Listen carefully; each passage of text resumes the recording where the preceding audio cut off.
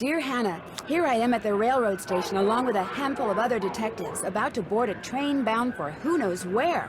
The only person who knows where we're going is Lori Gerard. That's the young woman who invited everyone. Actually, she didn't really invite me. She invited Frank and Joe Hardy, and they invited me. And I've always wanted to join forces with the Hardy boys. I just hope this doesn't turn out to be another one of Lori's silly attempts to grab publicity. Some people can be a little too rich and a little too famous for their own good. Wish me luck. Love, Nancy. Well, people, now that our little orientation tour is over, let's get started. Okay, I, again, am Lori Gerard, and the first thing I want to do is thank you all for coming. John Gray, I am so thrilled that you're taking time out from that TV show of yours to do some ghost hunting here with us. I mean, Ghost Chasers is like the best cable show ever. And Charlena Purcell, I cannot tell you how much I adore those romance novels you write. Your characters just seem so real. And all that stuff you know about the Old West, you are just awesome. And Tino Balducci, only the most famous police detective in the country. And then there's Frank and Joe Hardy. They're amateur detectives. My dad and their dad are old friends. And you must be the other amateur detective, their friend? Natalie? Nancy Drew? Whatever. All right, I'll bet you're wondering where we're going. Well, we're going to Copper Gorge, Colorado. Why? To solve the mystery of what happened to Jake Hurley, the man who originally owned this train. Because see, one day in 1903, this train was found in a place called Blue Moon Canyon, which was out in the middle of the Nevada desert. Only the engineer was on board, and he was dead. As for Jake Hurley, he had disappeared from the face of the earth. Oh, and two more things. Before he disappeared, Jake was rumored to have found the richest gold mine in the world. And the train he owned, this train, his wife Camille died on it while they were going to the gold fields. It was rumored to be haunted. She's gone. Oh my gosh. What in the world? Hey, what's going on? People should never go tampering with things they don't understand. Oh, brother. It's okay. Everybody just stay calm. No need to panic. I'll get to the bottom of this. Well, Nancy, you're up on all that social etiquette stuff. What are you supposed to do when your hostess vanishes into thin air? If I don't seem concerned, it's because I'm not. Lori Gerard is a young woman whose only goal in life is to be famous. She craves attention and habitually uses her father's considerable wealth to get it.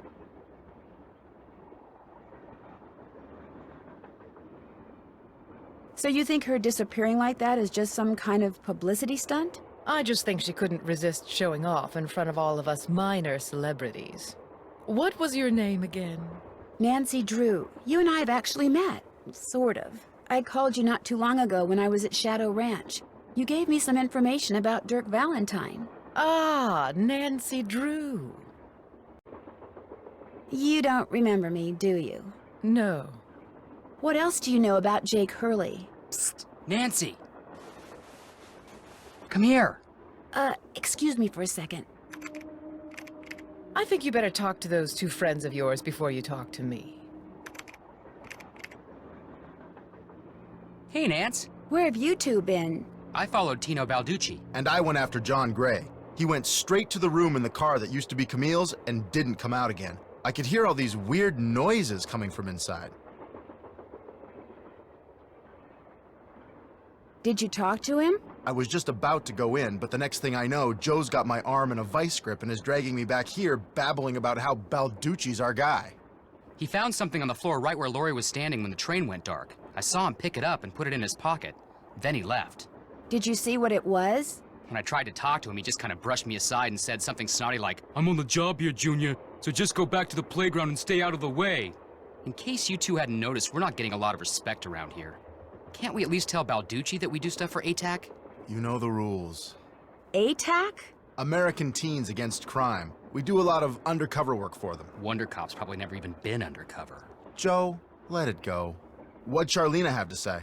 She thinks Lori is faking this whole disappearance thing. She's not the only one. How can you say that? You heard Lori scream. Anybody can scream, Joe. Especially girls whose fathers have given them acting lessons along with everything else they've ever wanted. What about you, Nancy? What do you think? I kind of agree with Frank. You've got to be kidding. Do you think maybe one of Lori's other guests is in on her disappearance? It's certainly possible. From the way she talked, it didn't sound like she knew any of them. Maybe that's what she wanted us to think. Or maybe that's what one of them wanted her to think. Well, whether Lori disappeared by force or by choice, what we've got to do now is find her. Absolutely. Has anyone talked to the engineer? Not that I know of. Then I'm going to head up front and tell him what's happened. Maybe he knows something we don't. Good idea. In the meantime, we'll take another look around in here. Great. Catch you later.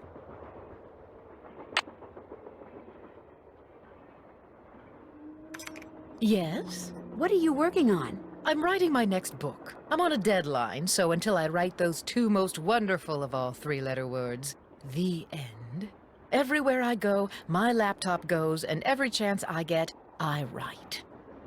Why do you think Lori invited you on this trip? No doubt because I'm such an authority on life in the Old West, and because I'm so good at using old information to unearth new information. My knack for research is, well, it's a gift. What else do you know about Jake Hurley? You know, the man who originally owned this train? Wealthy, imaginative, adventurous, stubborn, egocentric, and most importantly, he was smitten at the age of 35 by a young French woman named Camille Voulet, who died about a year after they were married. Where was he from? East Coast, Philadelphia, I think. His parents were British aristocrats. Sometime in the 1870s, he decided to seek his fortune out west, so he had this train custom built so that he, and some years later his wife, could traverse the mountains and plains in relative comfort. So he went west and became a miner? All anyone knows for sure is that years after Camille's death, he showed up in Denver with a pouch full of gold nuggets and semi-precious stones, which he used to purchase mining supplies. He refused to say how he'd come by them, which of course led to speculation that he had found a fantastically rich vein somewhere. Although to this day, its existence remains unsubstantiated, and its location quite unknown. I'll let you get back to your writing. All right then.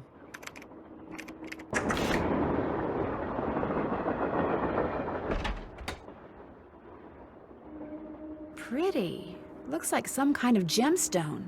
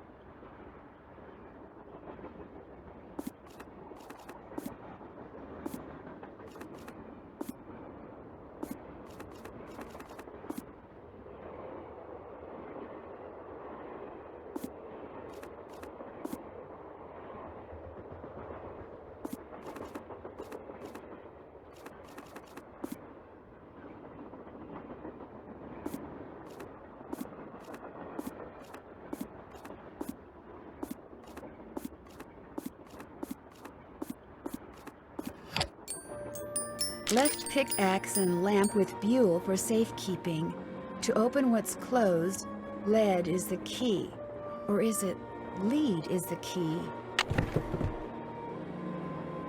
This must have been the sleeping car.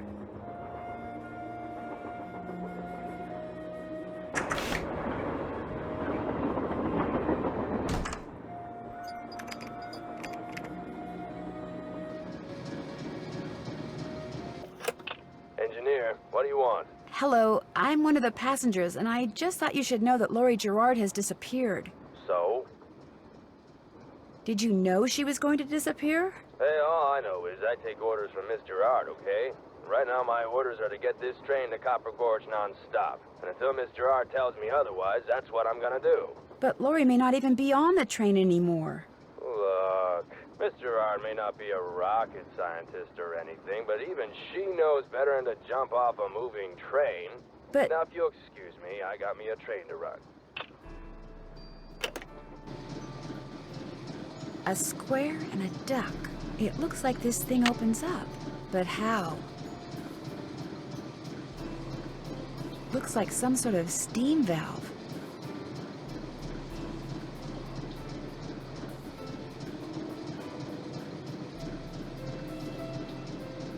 This door goes outside. Opening it now would not be a good idea.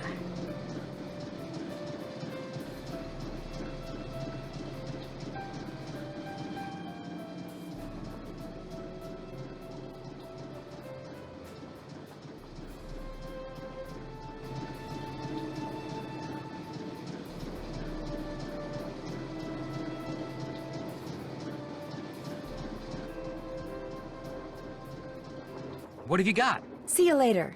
You better.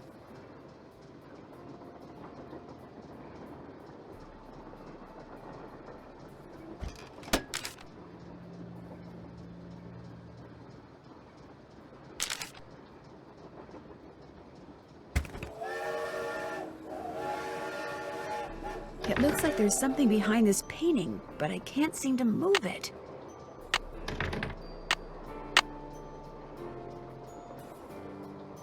Sadie Crawford.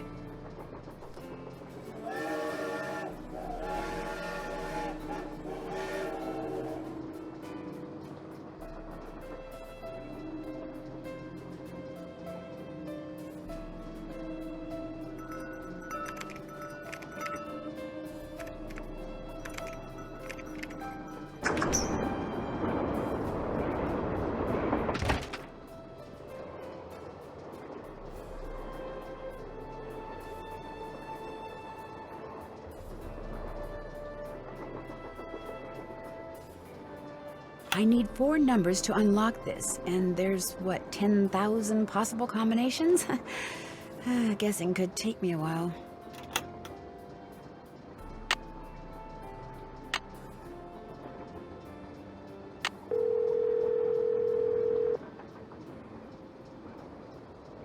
Hello? Hi, Bess.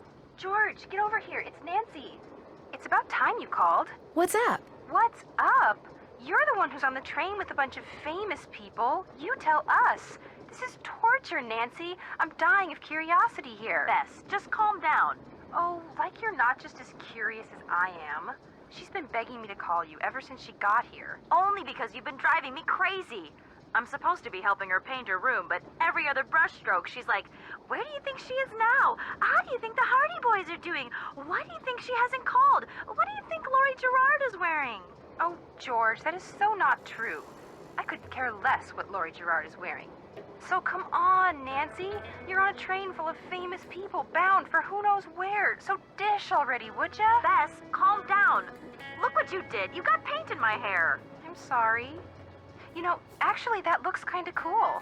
Nice try, Bess. No, really. You're just saying that because you're afraid I'll bail and you'll wind up having to paint this dump all by yourself. George, I kid you not. You should seriously think about doing some major highlights in that color. What color is it? Adobe beige. Nice try, Bess. What's going on, Nan? Our hostess has disappeared. What do you mean, disappeared? I mean, the train went into a tunnel, everything went dark, and when the train came out of the tunnel, no Lori. She just disappeared. Publicity stunt. My thoughts exactly. Remember the time she was allegedly kidnapped from her Vegas hotel room? Yeah, the guy across the hall just happened to have a camera and got it all on tape. It made the evening news in practically every city in the country. And then there was her daring escape the next morning. Only it turns out she faked the whole thing. Of course, she claims her ex-boyfriend faked it to get back at her. She thought she was really being kidnapped. Like anybody believes that. Sounds to me like somebody has been spending a lot of time reading the tabloids. George has. Very funny. So what else is going on?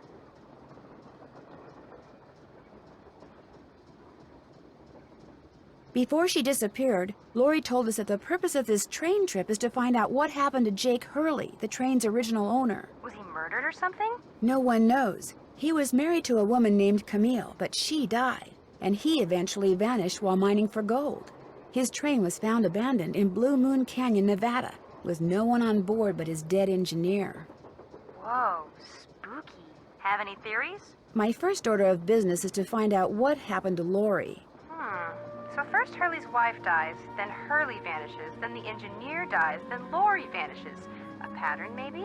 Bess, do us all a favor and leave the detective work to Nancy, okay?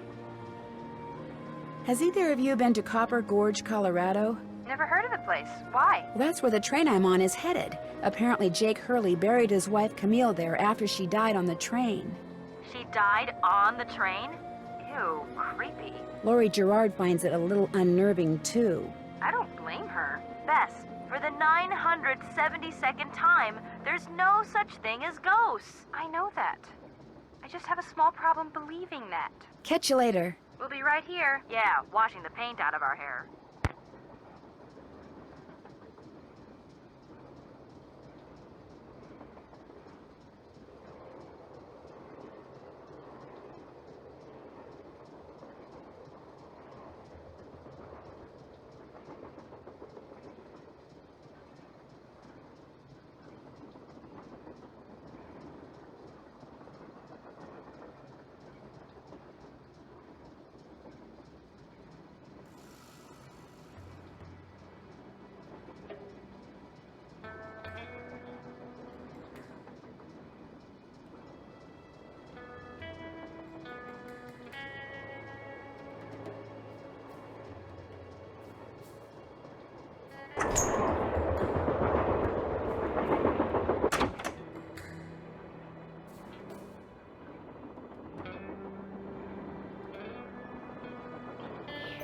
Hi, you're that Nancy person. How you doing? John Gray. You look pretty busy. Right now I'm taking time-lapse electromagnetic readings and recording background noise. This was Camille's private car. If she had something to do with Lori's disappearance, analyzing these readings may give me a clue as to Lori's whereabouts. Are you saying that Camille's ghost kidnapped Lori? What to most people are ghosts are actually temporary distortions in local electromagnetic fields caused by the presence of residual psychic energy generated by the person or persons who frequented that particular locale. And that's my working theory, at least. That's very interesting. It's all very scientific. But the fact is, Lori's missing, and I, for one, am doing everything in my power to find her. The vibes I'm getting make me think she could be in serious trouble. Charlena Purcell thinks Lori is just playing some kind of joke on us. Charlena Purcell writes romance novels. End of comment. Is Lori a friend of yours? First time I met her was when I boarded this train with all the rest of you. I knew her by reputation, of course, like everyone else who reads the tabloids. It doesn't appear that anyone aboard this train is her friend. Maybe she planned it that way. You mean so we'd concentrate all our efforts on finding Jake Hurley? Possible, although she really doesn't strike me as being the planning type. What do you think of Tino Balducci? I kind of feel sorry for the guy. After catching those bank robbers, he can't just be a good cop anymore. He's got to be a great cop. Tough to perform under that kind of pressure. I'll let you get back to work. Goodbye.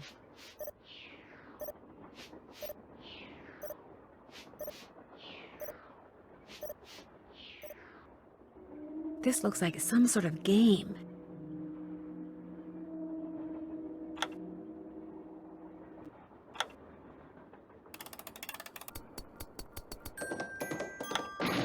Darn.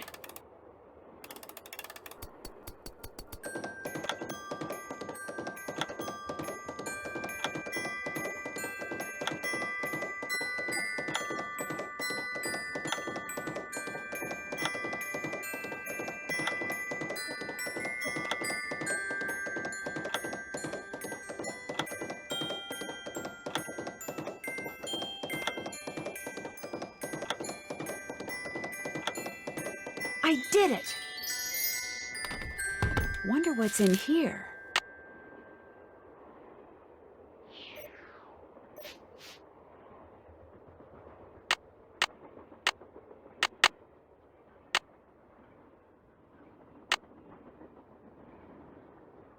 The Little Book of Samplers.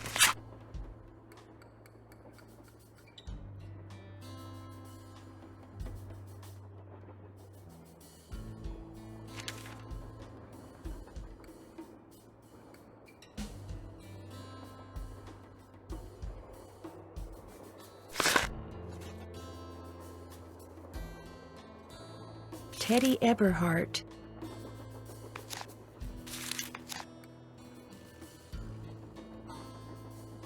I need some music.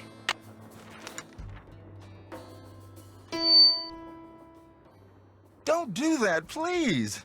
Those microphones I set up over there are very sensitive. You just about took out my eardrums.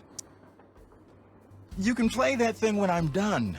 I'll let you know when that is, all right? Okay. Sickly Sarah caught a germ so new, it made one of her pretty green eyes turn blue.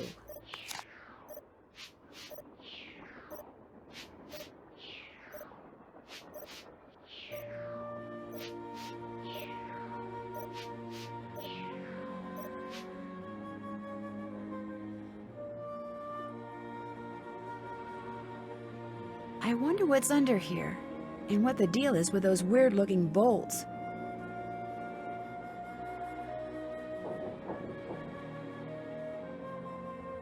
It's locked.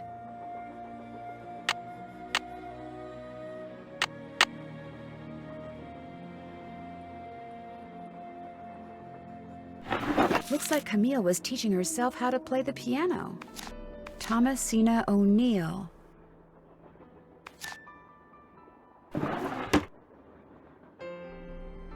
Looks like some kind of sewing sampler. I wonder if there's a relationship between those symbols and those numbers.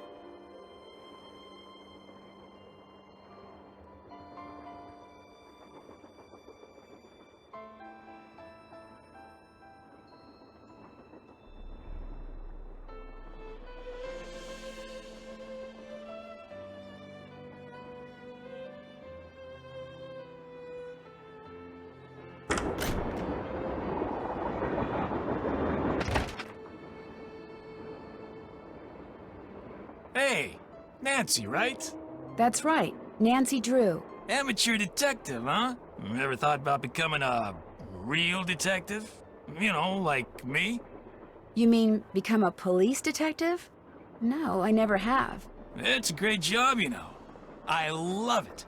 You, heard about those bank robberies I solved, right? Yes, I sure did. Baffling case. Two-man team at 17 banks in 3 states in 5 days. FBI had no idea who the perps were. But after forcing their vehicle to a stop, confronting them, despite the fact that they were armed and giving chase, I single-handedly made the collar. I heard they stopped because you accidentally rear-ended them. You heard wrong.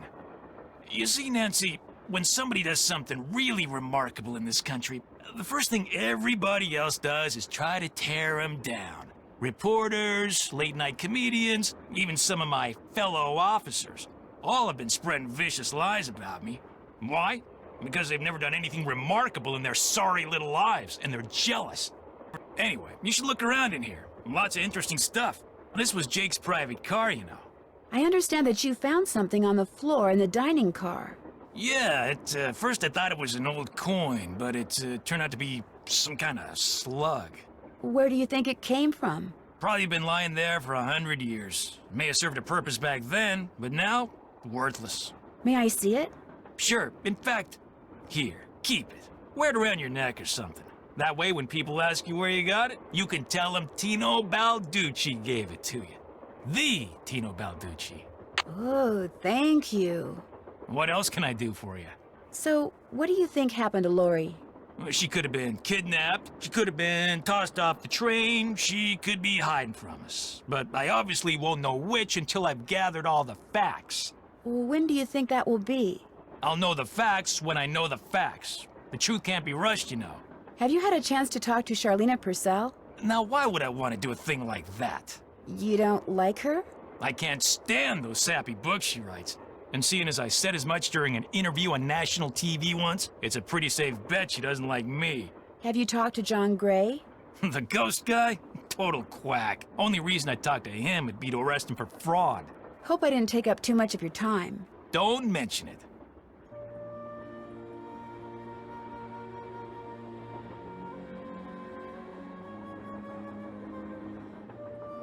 Wonder what Jake used this for. Another gemstone.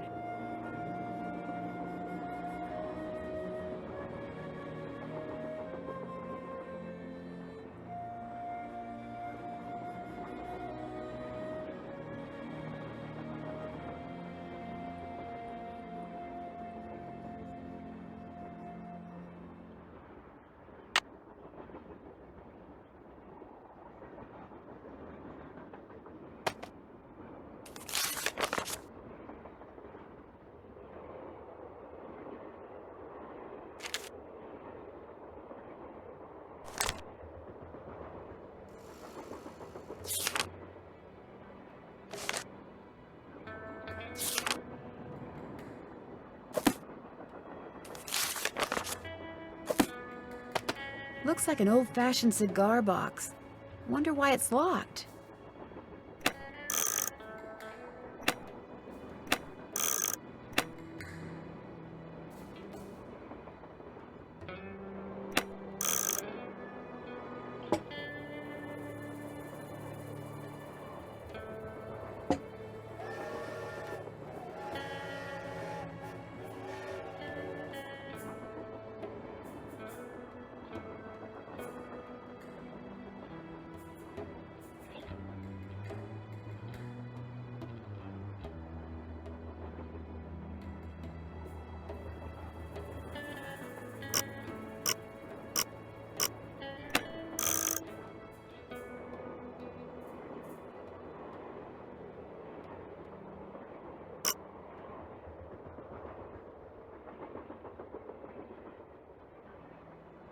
J.H.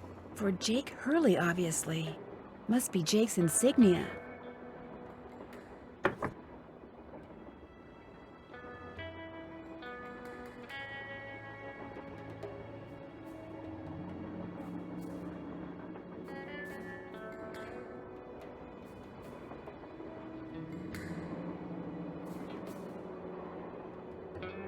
Another gemstone.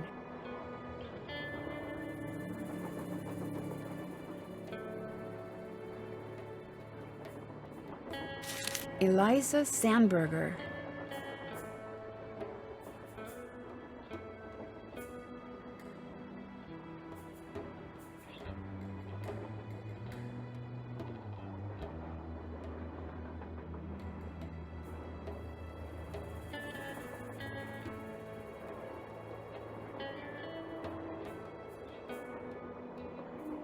An old scale. Strange. It seems to be built into the wall. Those symbols look like the ones I saw in that sampler.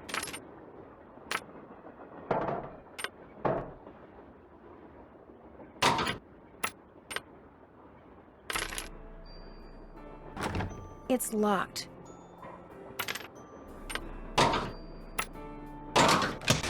That square and that duck look very familiar.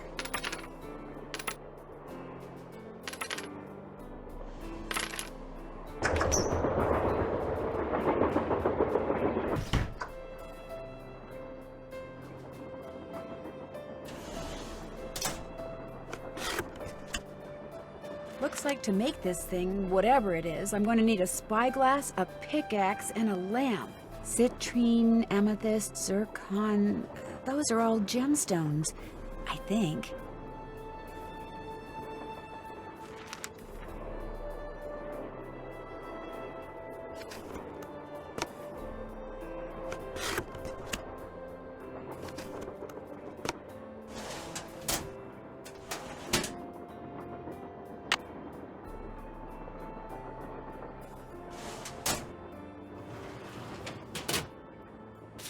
Silver. What do all those colors have to do with silver?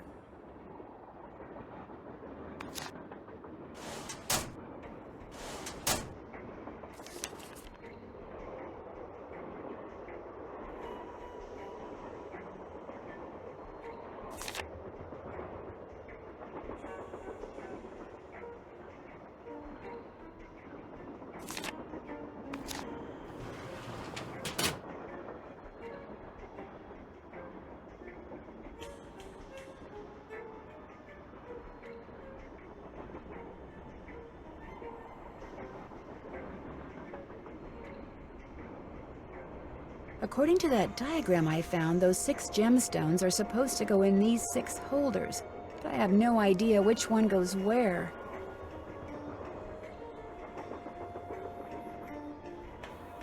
Jake said a pickaxe goes here.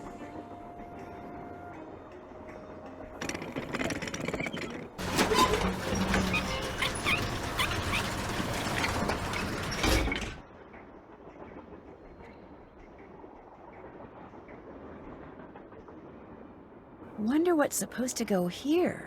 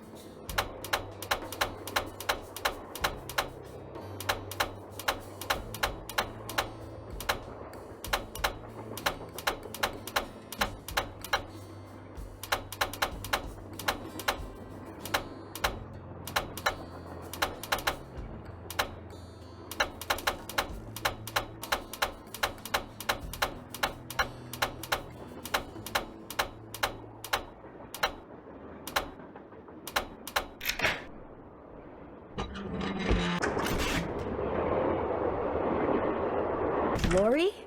Oh my gosh! I never thought you'd be the one to find me. No offense. Nadine? Nancy. Nancy Drew.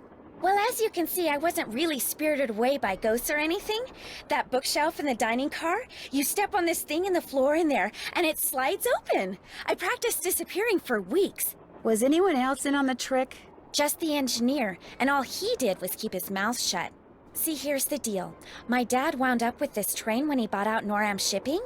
They'd been storing it in this old warehouse outside St. Louis for so long that everybody had just forgotten about it.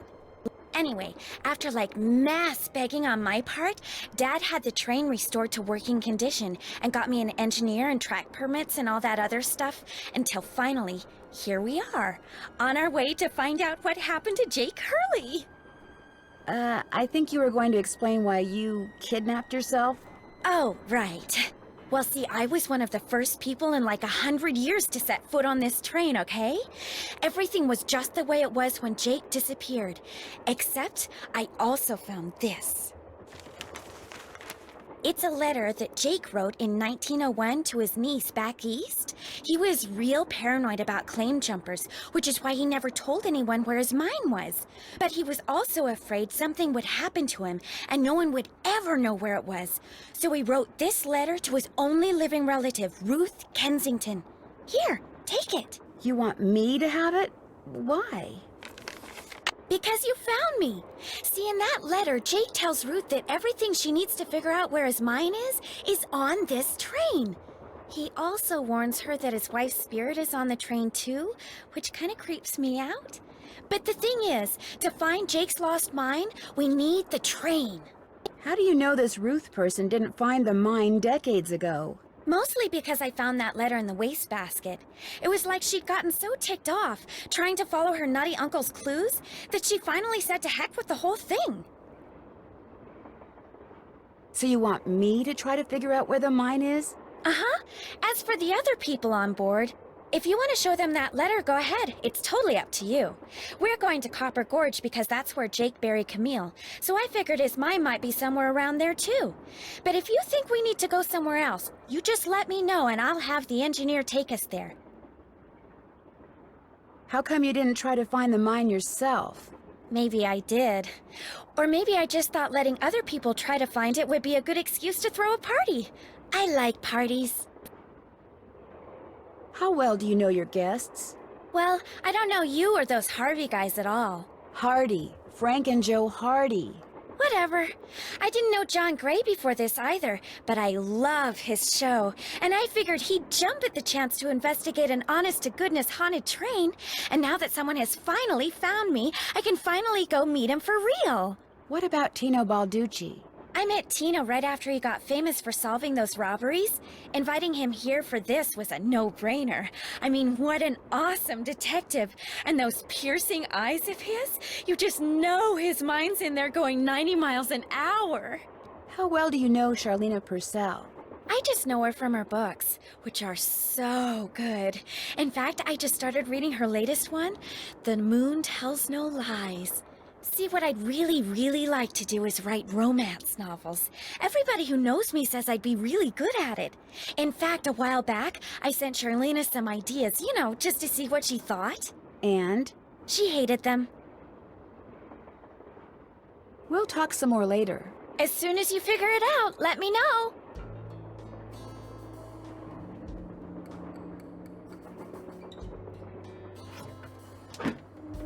I bet I know what this is for.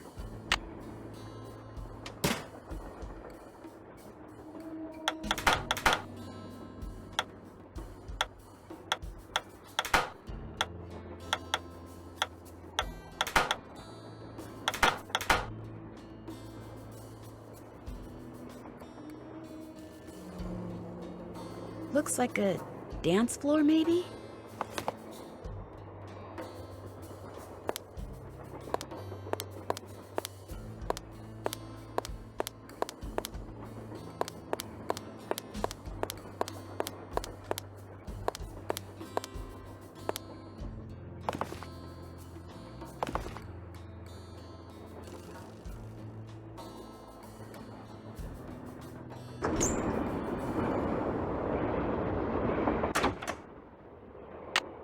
The 3rd of November, 1901, from somewhere in Colorado.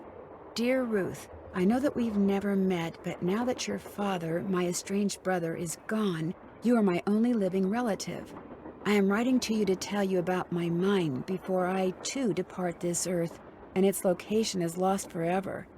I cannot tell you outright where it is, lest this epistle fall into the wrong hands, but with the information which follows, and with my train, which shall be yours upon my death, I promise that you'll be able to find it. First, you will need a map. To obtain it, know that my travels have taken me all over this great country, to towns which can be difficult to find, to Calico, Silverado, and Central City, to Dodge City, Virginia City, and Tombstone. To locate the mine on the map, you'll need my projector. When it comes to placing the stones, you'll need to ask someone who holds a warm place in my heart. I have stored his name accordingly, but to retrieve his name, you'll have to give the dolls an order. This will require looking inside Camille's dancing shoes for the name of their maker, and wearing the shoes as you perform her favorite step on the dance floor. As for my beloved Camille, she has 4 words for you, words which, when translated into numbers and used in combination, will help power my projector. But alas, she's taken them with her to her grave. So go to Copper Gorge, Colorado, and pay your respects, and let some of her goodness rub off on you. I promised Camille that this train would always be her home. In return, she promised to never leave, and indeed she never has. People say I'm crazy, but I've seen her, and heard her, and feel her presence on the train even today, 20 years after her untimely death. So above all else, my dear niece, let nothing happen to my train. It holds wonderful things. Kindest regards, Jake Hurley. That must be the projector Jake mentioned in his letter to Ruth.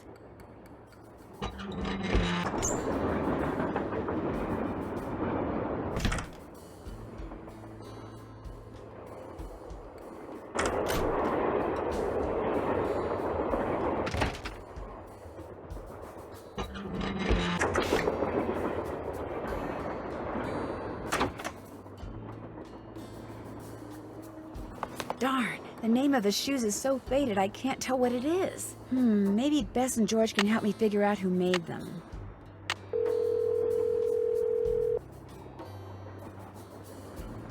Hello? Hi, Bess. Hey, what's going on? Lori gave me a letter that Jake Hurley wrote to his niece, telling her how to find his gold mine. If Lori knows where the mine is, why doesn't she just make a beeline for it? Because apparently Jake was too paranoid to tell his niece outright where it was. So he filled the letter with all these weird, obscure clues. I don't think Lori could make heads or tails of them. I know I barely can. Sounds like when he lost his wife, Jake may have lost a few marbles as well. The name of the company that made Jake's wife's dancing shoes is too faded to read. But to find Jake's mine, I need to know what it is. Hey, I know what you can do. Take a picture of them with your cell phone, then send it to us, and we'll check them out for you. But I thought you guys had to paint Bess's room. Boring. Besides, we're going to have to take a break soon because we're almost out of paint. Probably because Bess has gotten more on me than she has on the walls. Anyway, send us a picture of the shoes via cell phone and we'll get right on it. Oh, you guys are the greatest. I know. Need anything else? I get the definite feeling Lori Gerard has a thing for Tino Balducci. I saw him on TV once. He is very cute. Lori thinks he's the world's greatest detective. And you don't? I think he thinks he is. I think the only reason he's famous is because he looks good on camera. Well, I think you two are being way too hard on him. Just because he's good looking doesn't mean he can't also be smart. In fact, maybe Balducci tries to look incompetent on purpose. You know, to give the bad guys a false sense of security so it's easier to catch them. Ever think of that? No, Bess, I never did. Well, there you go. Catch you later. Let us know what happens.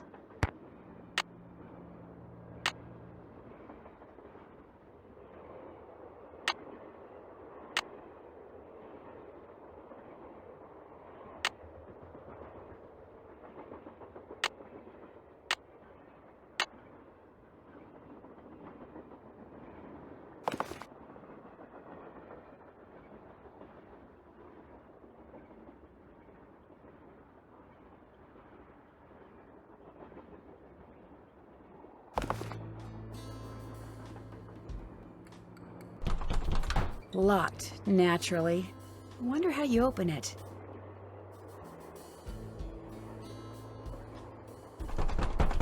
Wonder how you're supposed to get this open.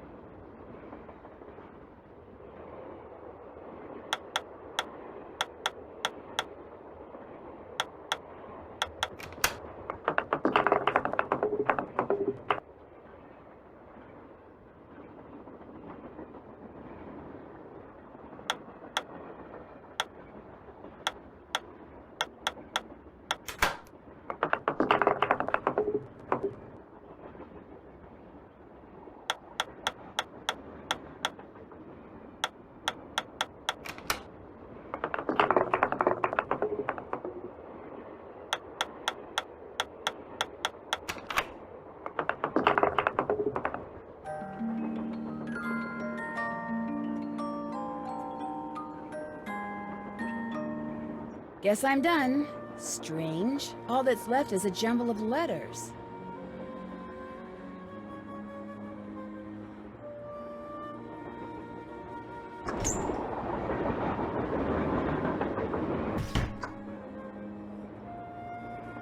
Looks like I need to enter 8 letters into this thing.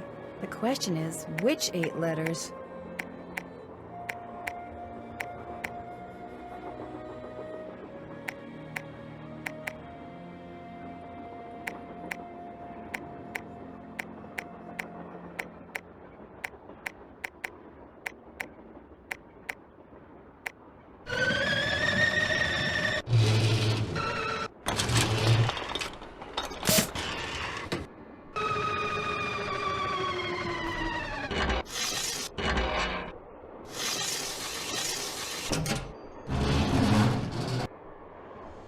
Jake's mine must be somewhere on this map, but where?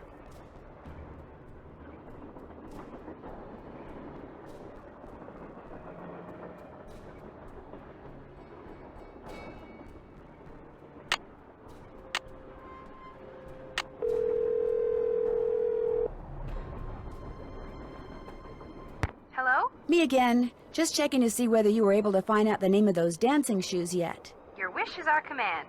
But hang on to your hat. The name is a real mouthful.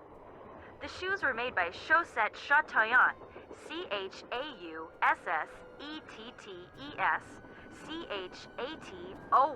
Chatoyantes. That's French for shimmering socks. Apparently, if you were into dancing in the 1870s, that was the company to get your shoes from. Chaussette Chateauyantes. Got it. Thanks, guys. Thanks for letting us help. I'll talk to you guys later. We'll be right here.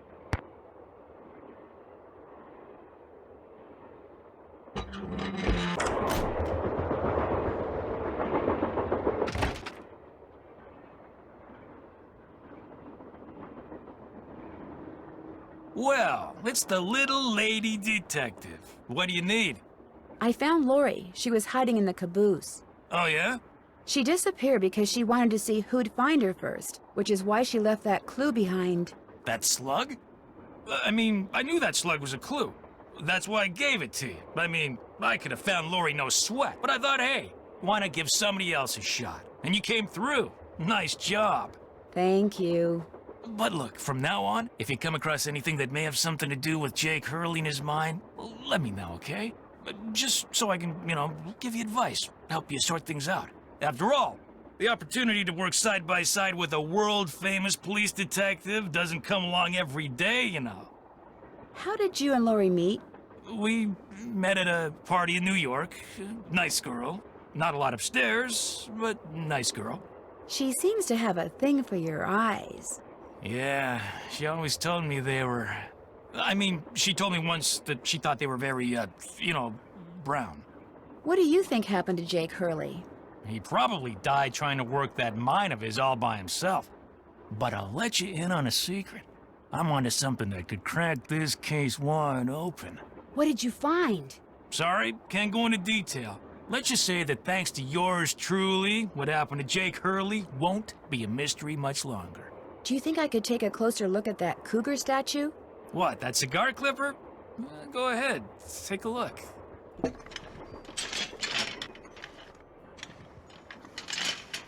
I'll bet I need this stone to build that thing in the diagram I found. But if I remove it now, Tina will know I'm onto something. Interesting.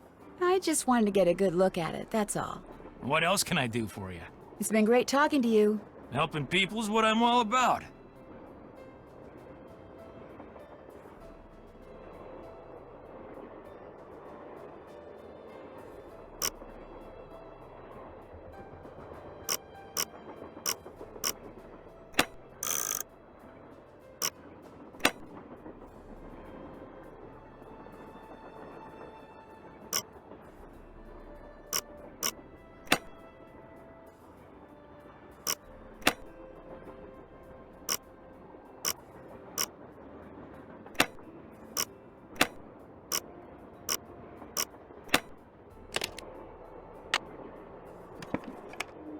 Wilson carbide and acetylene works.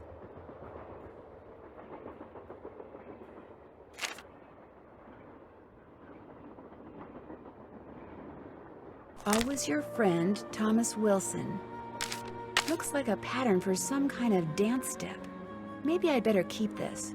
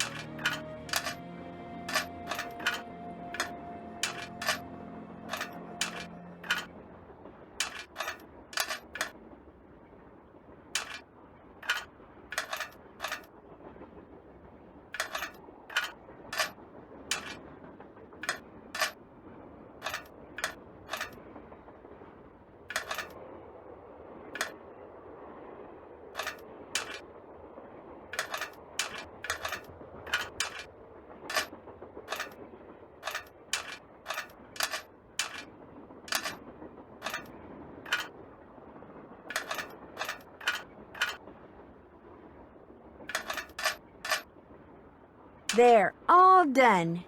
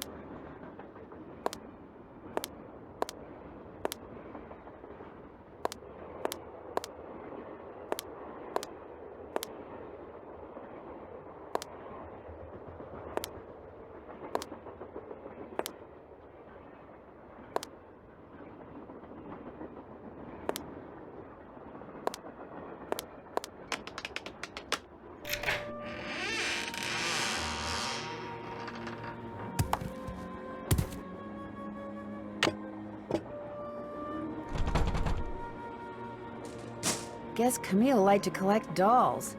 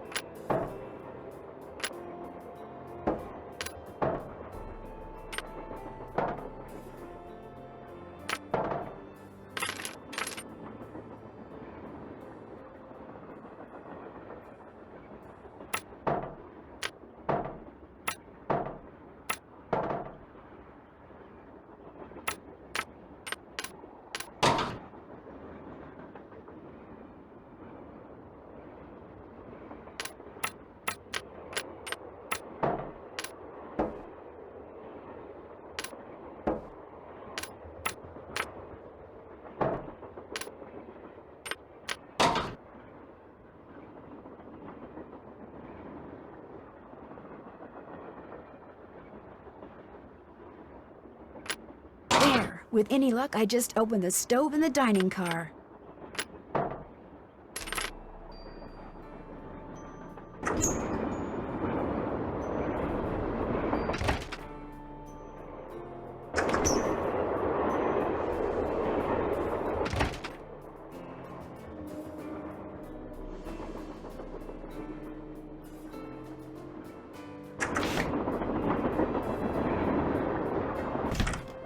Nancy, what's with the Cheshire Cat grin? You found Lori. Yep, she's holed up in the caboose, and as a reward for finding her, she let me have this.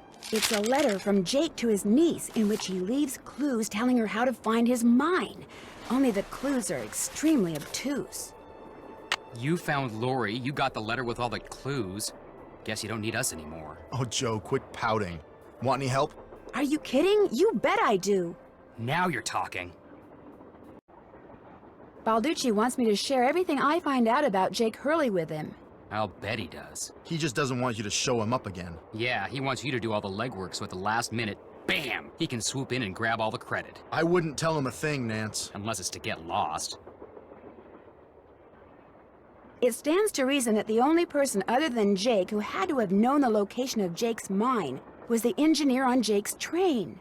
Very true. Not necessarily. Jake might not have told him the exact location. Maybe he just had him drop him off somewhere nearby. Well, still, we'd be way ahead of the game if we knew where that drop-off point was. If the engineer had any surviving relatives, we may be in luck. The guy died more than 100 years ago. How are we supposed to find out his name? Maybe Charlena What's-Her-Face could tell us how to go about it. Good idea, Frank. I'll ask her. I found a diagram for some kind of contraption that Jake designed, but to operate it, you need his pickaxe and some kind of lamp or lantern, which it looks like he gave to somebody named Buell. Buell? Joe, show her! Show her what? That old picture we found! Okay. We found this on the bookshelf. See? Buell's Supplies and Pawn Shop. That's gotta be the same Buell Jake gave his axe and lantern to. Yeah, 100 years ago. And the guy was a pawnbroker, Frank. The stuff's probably long gone. Or maybe it's still somewhere in Copper Gorge. Well, that's where we're headed, so let's just hope for the best. Right. See you in a bit. Sounds good. Yes? I found Lori. She's in the caboose. You were right. She disappeared because she wanted to see which of us would find her first. And you won. Congratulations. The others on the train, John Gray and that police detective, do you know them very well? I don't know them at all. Needless to say, I don't watch television, so I've never even seen Mr. Gray before. Although I do know that his profession, if you can call it that, is rife with crackpots. As for Mr. Balducci, from what I've read, his success in solving those robberies was less a matter of talent and more a matter of being in the right place at precisely the right time. In other words, you don't think he deserves all the attention he's getting? No. You and those two Boy Scouts you're with would make better detectives. Is that all, dear? Did you know that Lori wants to be a romance novelist? Doesn't everyone? Do you think she could do it? No. Could we please talk about something a little more pleasant? How would I go about finding out the name of Jake's train engineer? If you're smart, you'd ask me. And because my work is going surprisingly well, during my next break, I'll log on to my archives at home and see what I can turn up. That'd be great, thank you. Whoever invented the cellular modem, that's whom you should thank, dear. I should get going. Let me know if you run across anything juicy.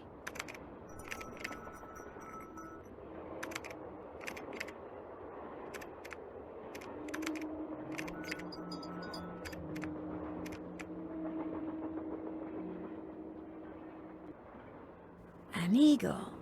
Where else have I seen an eagle?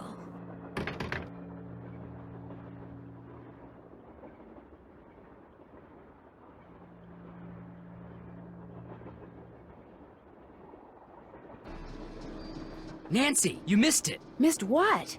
The argument of the century. Joe, he's exaggerating. Aw, come on. You heard them. They were ready to tear each other to shreds. Who? Charlena and Lori. All we heard was the tail end of it, and unfortunately we really couldn't make out what they were saying. So you don't know what they were arguing about? No. But whatever it was, both of them were absolutely out of their minds, livid. And it would probably be a good idea to find out why. Let me look into it. I'll talk to you later, okay? You know where to find us.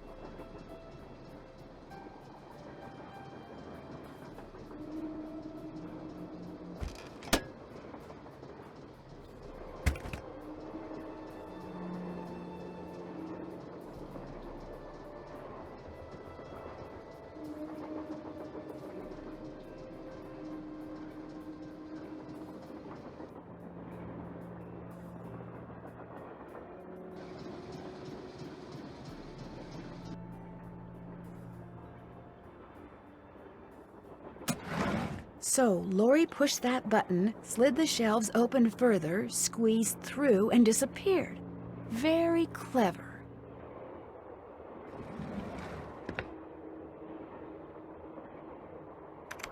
More questions? What were you and Lori arguing about earlier today? Lori and I? We weren't arguing. We were simply discussing a topic about which both of us are passionate, that's all. Were you discussing her wanting to be a romance novelist? No. And even if we were, that's really none of your business.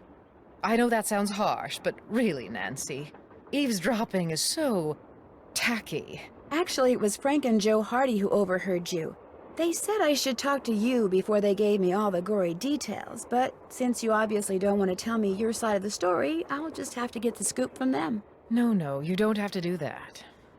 A storyline that Lori submitted to me found its way into my last book, despite the fact that she never received compensation for it. She's reading the book now, and when she got to that part, she freaked. You stole one of her ideas? She had no business sending me unsolicited material. But technically, yes. Now, legally, she can't prove anything, and I'm certainly not about to admit anything. And it's not as if she needs the money. But that's what we were arguing about. For what it's worth, I'm going to talk to this producer I know to see if he'll cast Lori in his next movie. It'll help ease my conscience, and who knows? She could wind up being a star. I mean, she is blonde. I'll touch bases with you later. That would be nice. Hey, how's it going? See you in a bit. You better.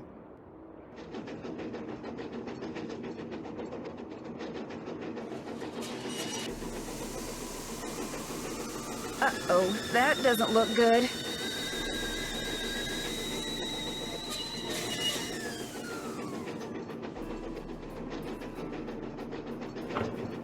James Thurston.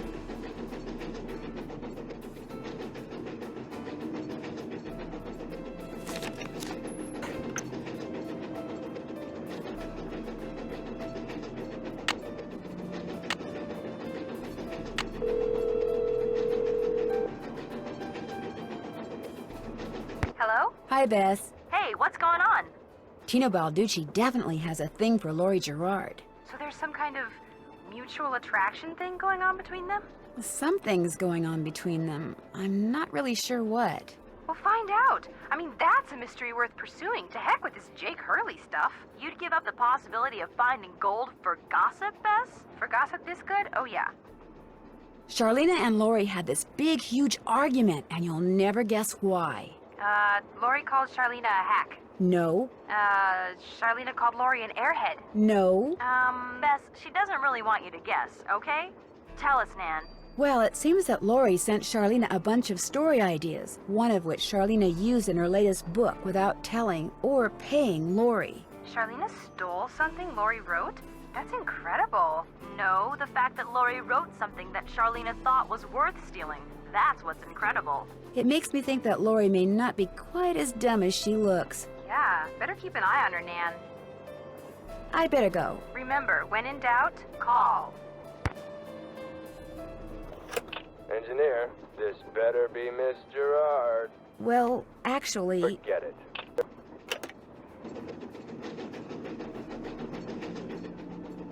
Back already? I think I know the name of Jake Hurley's engineer. James Thurston. Great! What else do you know about him? Well, nothing. Good. Good. Yeah, finding out more about him will give us something to do. We'll look into it. See you in a bit. You better.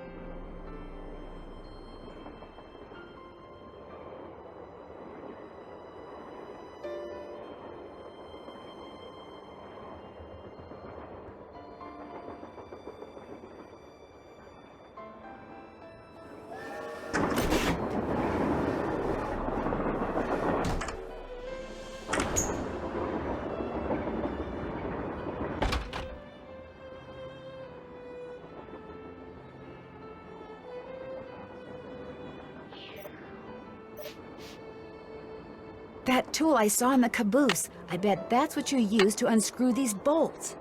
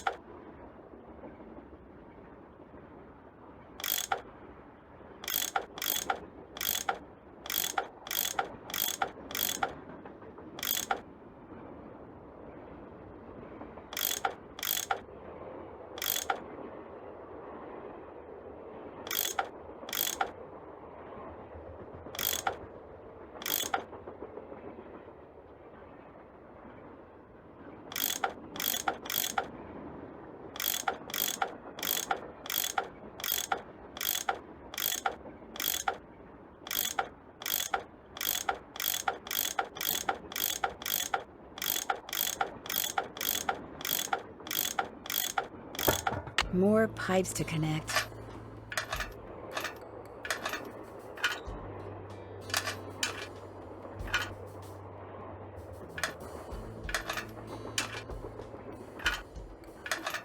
Here we go.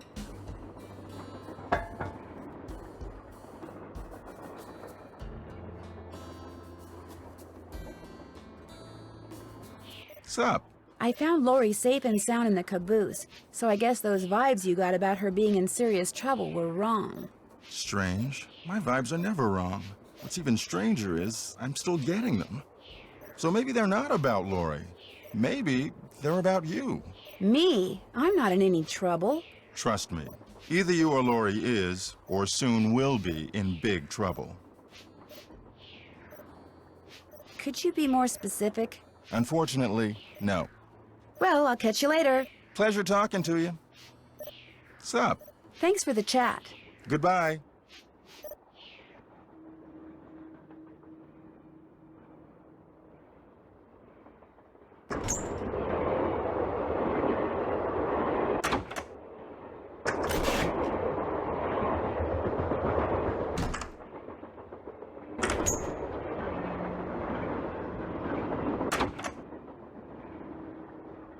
Glad you dropped in. Lori told me she'd given you a letter from Jake Hurley that says how to find his mine. I didn't mention it before because it's very bizarre. Lori should have given that to me. I mean, I'm the trained professional around here. Let me take a look.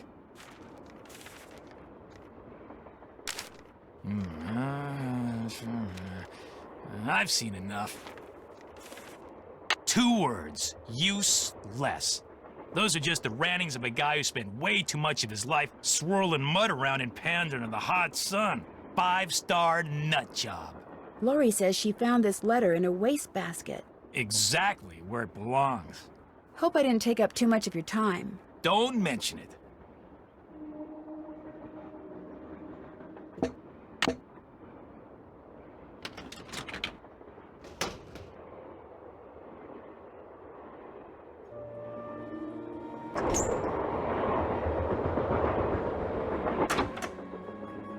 Whoa! Somebody must have thrown the emergency brake. The question is, did somebody throw the brake? Or something? Oh, Joe, now you sound like Lori. Hey, I was the first one on the scene, and I saw no one. Who was the next person on the scene? John Gray. Then Balducci came bursting through one door while Frank and the engineer came through the other. Boy, was that guy ticked. He said the train could have derailed. He reset the brake, muttered a few choice words, then headed back to the engine just as you and Lori showed up. Everybody was there except Charlena. I don't think she left her laptop the whole time. Do you think she could have thrown the brake and snuck back to her laptop without your seeing her? Not likely, but possible, I guess. The question is, why? What did she or anybody else stand to gain by stopping the train? Answer? Nothing. Which is why I think we should at least consider the possibility that something less human in nature may be at work here. Ah, Joe. I'm going to see if Balducci's done dusting for fingerprints. Catch you later.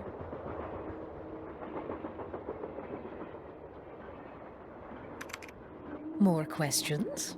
Would you like to see the letter that Lori gave me as a reward for finding her? The one in which Jake Hurley supposedly tells his niece how to find his lost mine? No, thank you. I happily leave it to you to try to solve the mystery of his disappearance. You can afford to look foolish, dear. I can't. Do you have a theory as to who pulled the emergency brake? Well, I know it wasn't me. I assume it wasn't you, and I highly doubt it was Lori. So that leaves those two friends of yours, Mr. Gray and Mr. Balducci. What do you think their motive was? I don't know about your friends, but perhaps those other two simply thought it would be fun. Boys will be boys. Aren't you even going to try finding out what happened to Jake Hurley? No time. The only reason I haven't insisted that Lori release me from all this silliness is there's always the possibility that what happened to him has the makings of a bestseller, although I highly doubt it. Why are you so sure that Jake's story wouldn't make a bestseller? His story is an all too common one.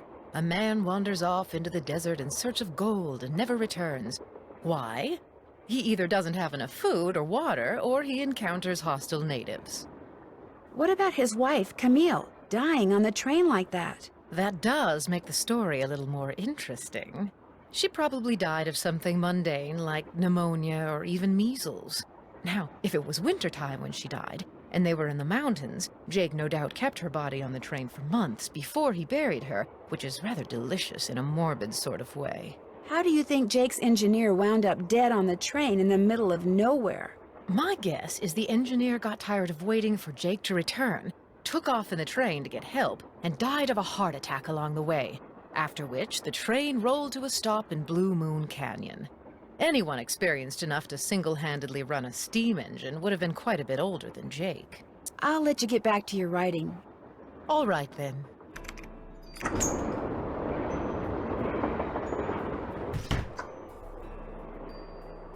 Looks like Tino's through dusting for fingerprints.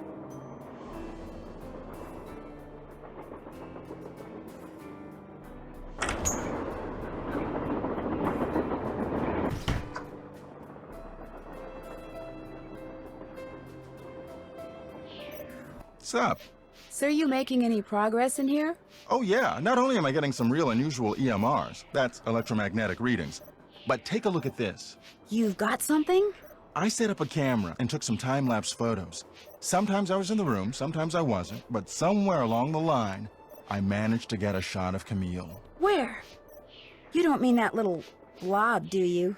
Yep, that's Camille. Okay. You're skeptical. That's cool. Just remember, the key word when it comes to ghostly phenomena is energy. That blob is the result of Camille's residual life force, spirit if you will, reacting with the chemicals in the photographic paper. Couldn't it just be a flaw in the photographic paper? Okay, it could be that too, but it's not. Trust me. Well, I'll catch you later. Come back anytime.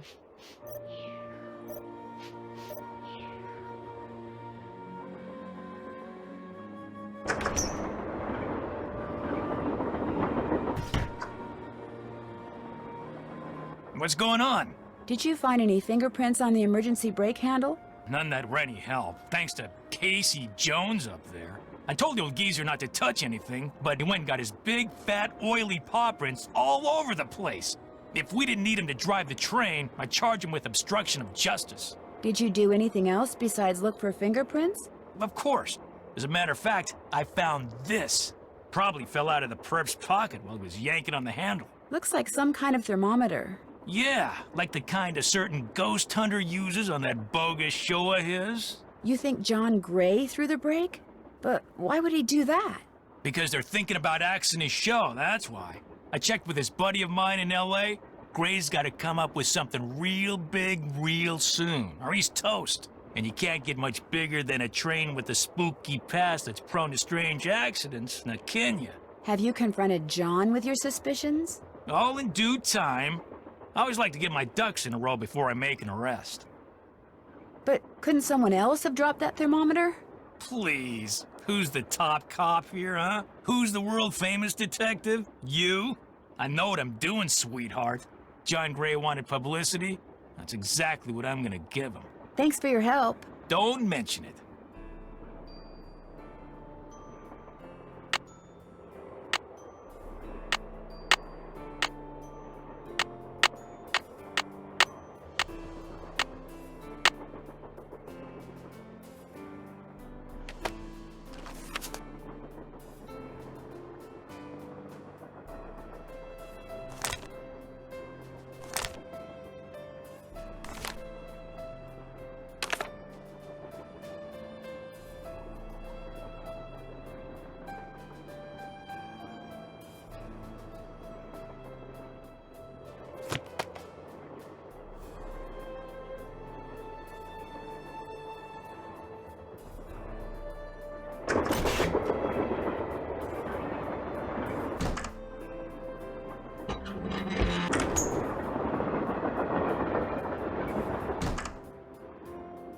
Yes? I hear that Tino and you used to be an item. How did you know that? I'm a good detective, remember? We went out a couple of times, yeah. As for why we stopped going out, you'd have to ask him. Do you have any idea who threw the emergency brake? I know exactly who did it. You do? Well, who else could it be? Camille. None of us has any reason to stop the train but Camille. She doesn't want us to find Jake's mine, so she's going to do whatever she can to keep its location a secret. She is dead, you know. Well, duh. That's why I know it's her. What's more, your friend, that Jim Harley guy? Not Jim, Joe Hardy. Yeah, well, he thinks it's Camille too. He just doesn't have the guts to say so. Guess I better get to work. You go, girl.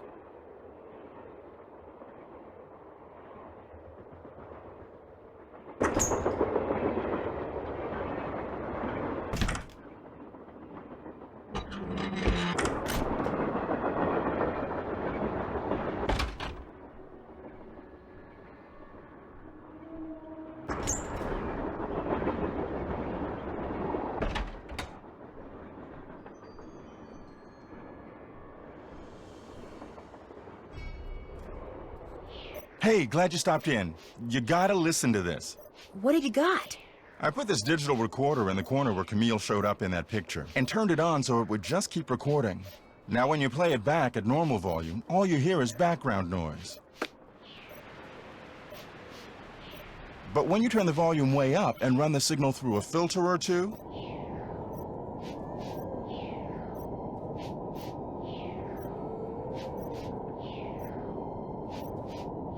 hear that? I hear something. It kind of sounds like a woman singing. Not just any woman. Camille. Camille. So be careful what you say in here. She's listening. Are you by any chance missing a small digital thermometer? Yeah, as a matter of fact, I am. When I went through the box I'd packed them in, that one over there, I came up one short. I was hoping to set up at least 6 in here so I could check for cold spots. How did you know I was missing one? Because Tino Balducci found it by the emergency brake handle when he was dusting it for fingerprints. And now he thinks you're the one who pulled it. That's ridiculous. I didn't have any reason to pull the emergency brake. Is it true that your show is in danger of being canceled? Newsflash, my show was canceled. Happened last night. But what nobody knows yet is that it's been picked up by a major TV network. Not only am I still on the air, but I'm sitting prettier than ever. Any other questions? Were you in this room the whole time prior to that emergency brake thing? Of course not. I made a couple of trips to my compartment in the sleeping car to get more equipment. But did I get an overpowering urge to pull the emergency brake while I was there? No. I'll let you get back to work. Take care.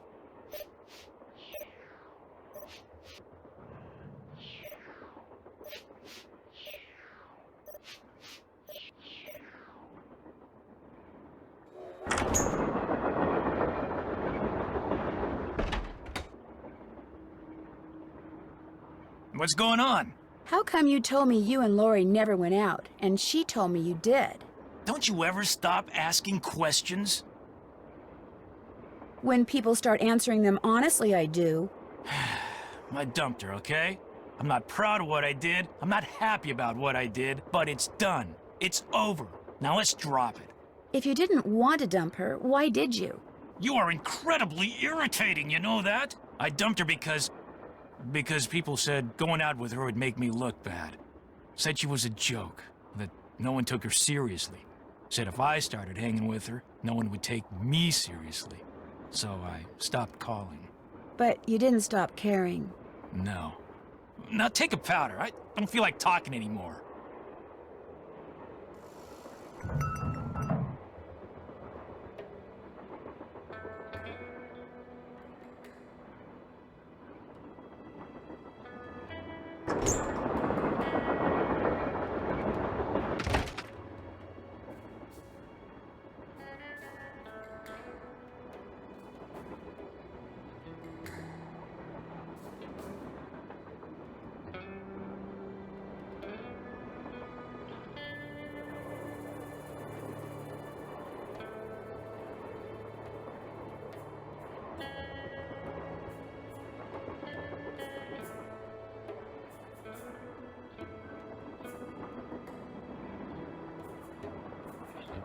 This is where Jake's pickaxe goes.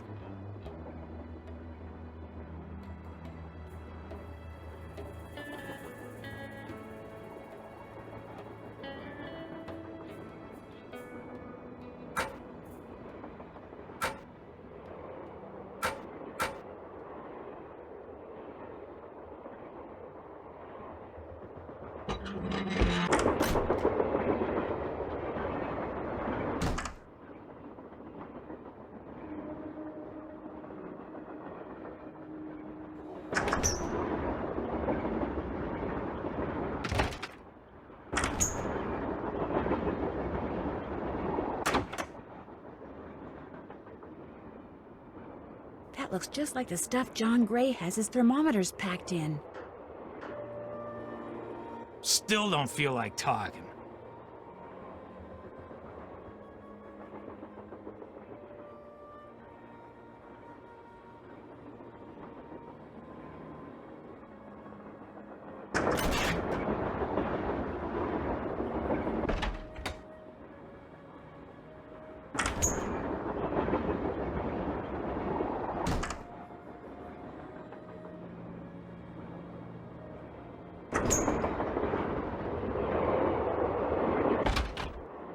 More questions? I should get going. All right, then. It would be rude to use it now.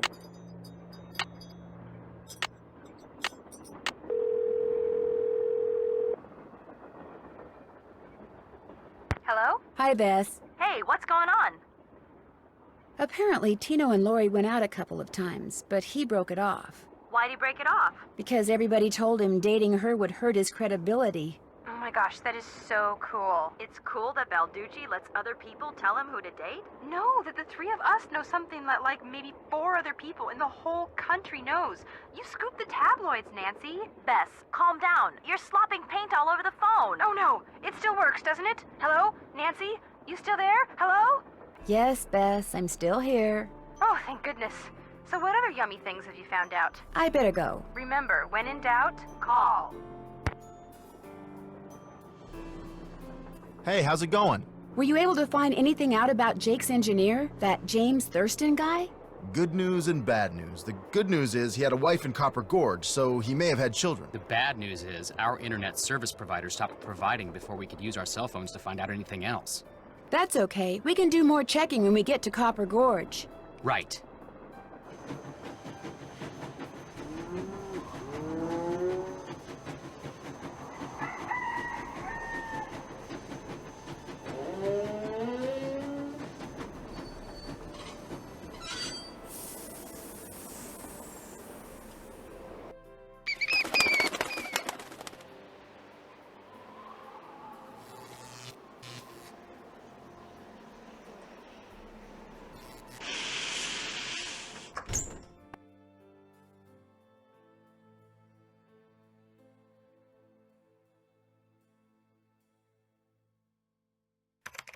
More questions? Well, I'll let you go. My publisher thanks you.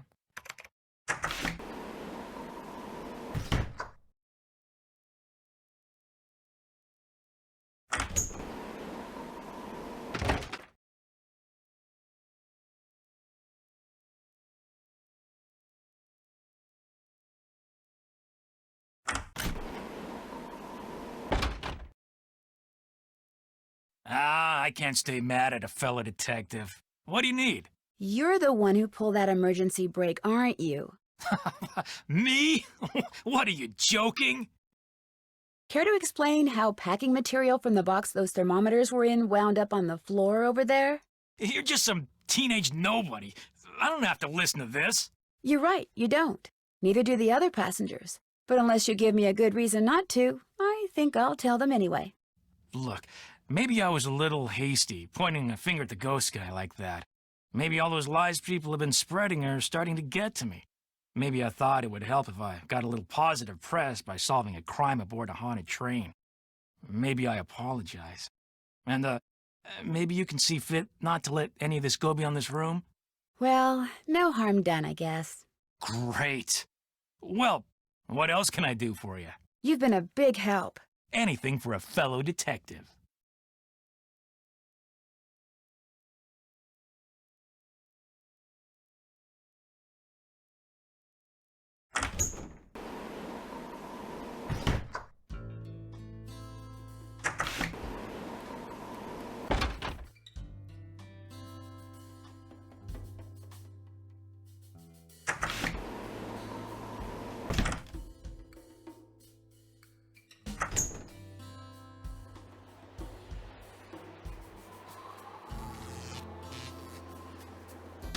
Hey there! Welcome to Buell's Old Time Taffy House. Come on over here. Welcome, stranger. Listen, you by any chance get here on that private train what's parked out yonder? As a matter of fact, yes, I did. There's a rumor going around that Charlena Purcell's on board. Is that true? As a matter of fact, yes, it is. Hot dang if that don't beat all. I've read every single book that gal's ever written. Best writer whatever lived. Did she get off the train too? I don't think so. She's pretty busy. Charlena Purcell herself right here in Copper Gorge, breathing the same air as me. Hot dang! Well, welcome, little missy. Go on in and take a gander at what life was like during the heyday of Copper Gorge whilst you sample some of our delicious homemade saltwater taffy. So this is some kind of museum? Why, it's the best kind of museum, sister. It's free. You can gape and gawk and ooh and ah to your heart's content.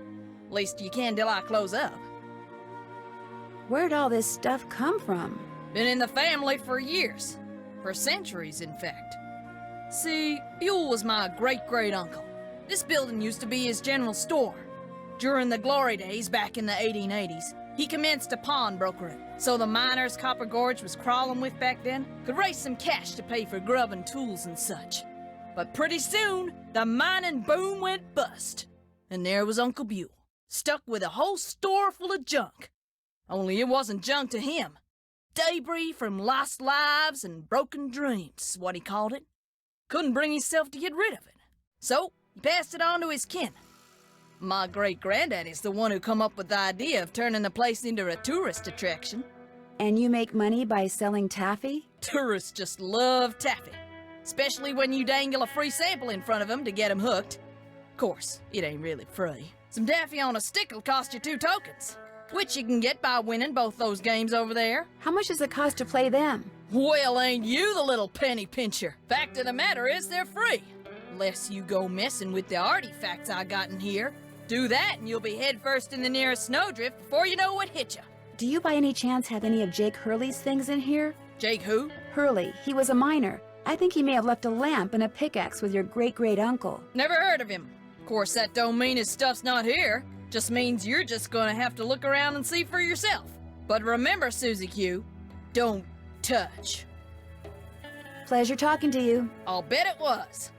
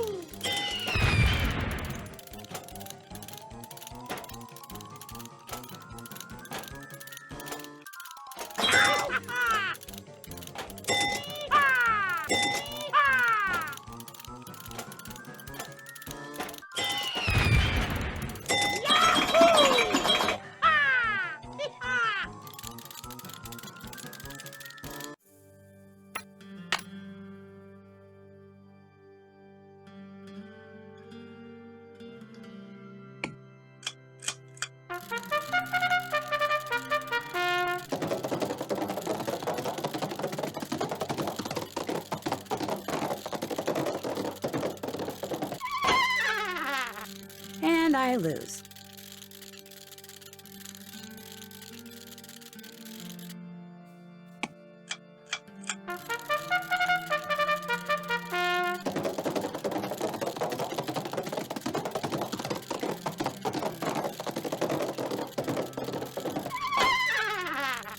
Phooey.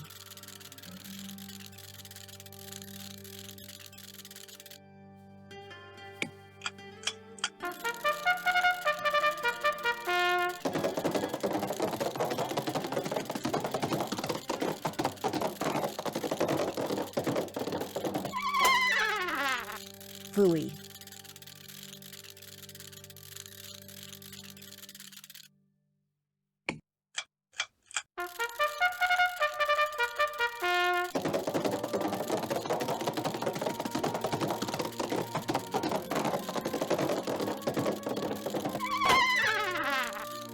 Rats.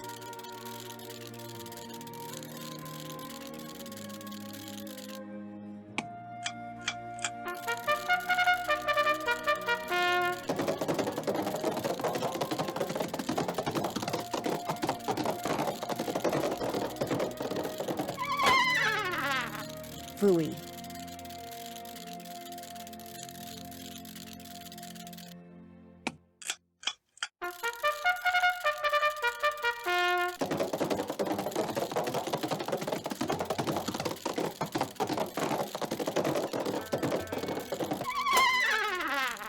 And I lose.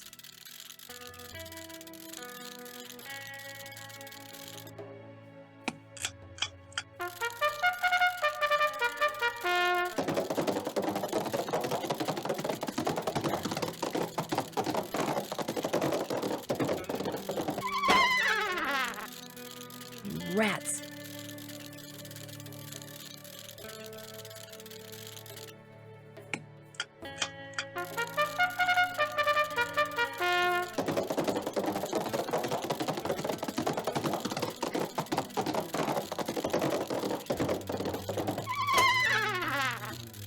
Rats.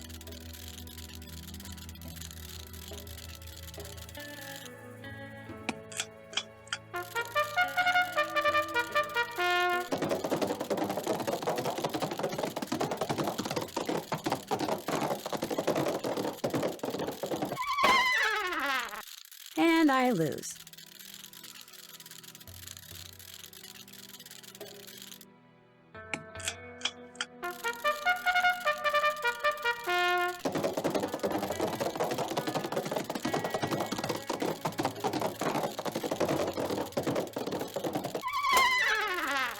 And I lose.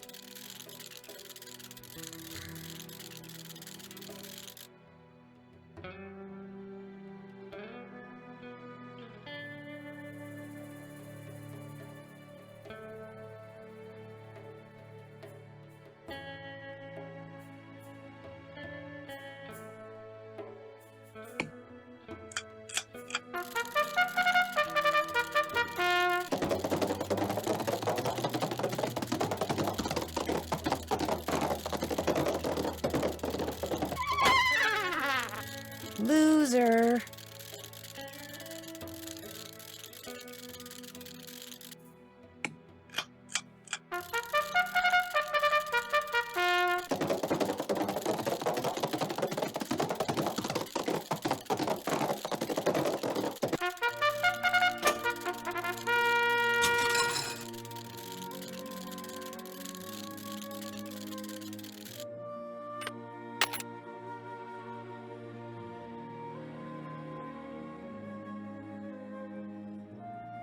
Looks like to get some taffy on a stick, I'm going to need 2 different tokens.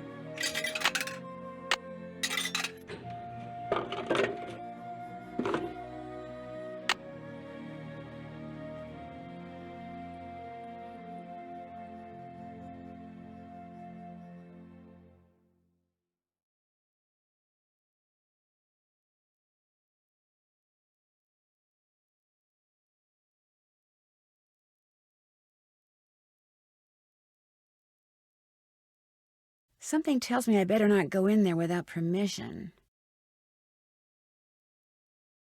This looks just like the insignia I saw on the train. I'll bet this was Jake's trunk. You ain't touching anything over there, are you, missy?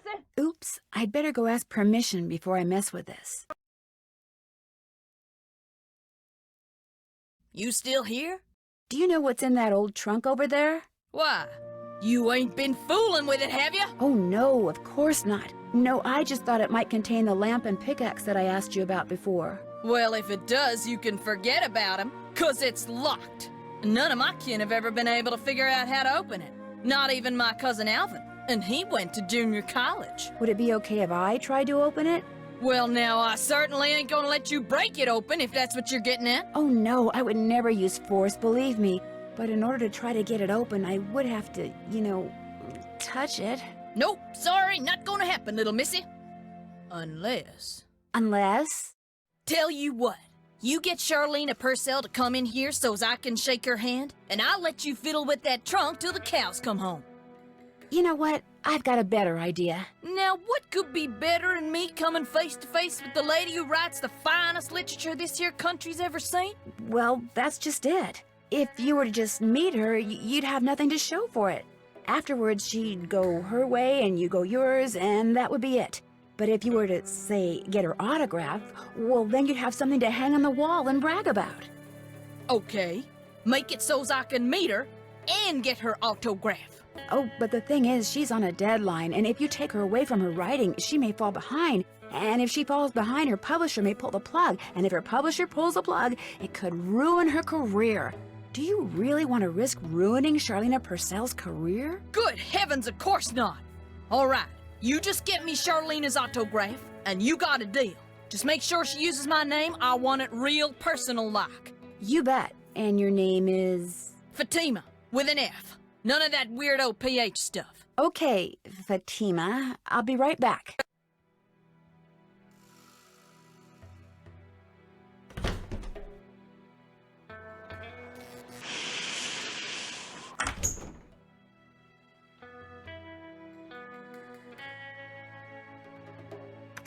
More questions?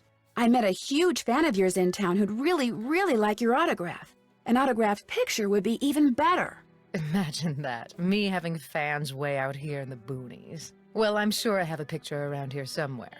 But what I don't have is a pen. Usually I just ask my assistant for one. I have a pencil here somewhere. A pencil won't do, dear. It has to be ink. See if you can borrow a pen from somebody.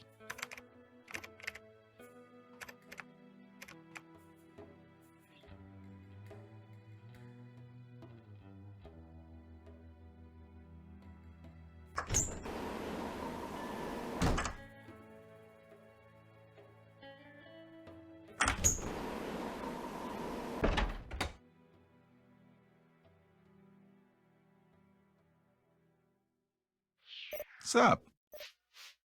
I really, really need a pen. Could I borrow one from you? Sorry. I won't keep you any longer. Come back anytime.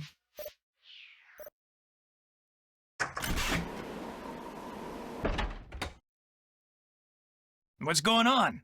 Do you by any chance have a pen I could borrow? Why, I'm surprised at you. Don't you know that every detective should carry a pen? Actually, I carry a pencil. Well, as it happens, I got lots of pens. Tell you what, if you can play that Leapin Lizards game I found over there and do better than I did when I played it, which shouldn't be that hard seeing as how smart you are, I'll give you a pen. What do you say? Sounds good to me. Okay, the object of the game is to get rid of as many lizards as you can by jumping them with other lizards until you can't jump anymore. Last time I played, I wound up with just 5 lizards. If you can wind up with only 4, the pen's yours.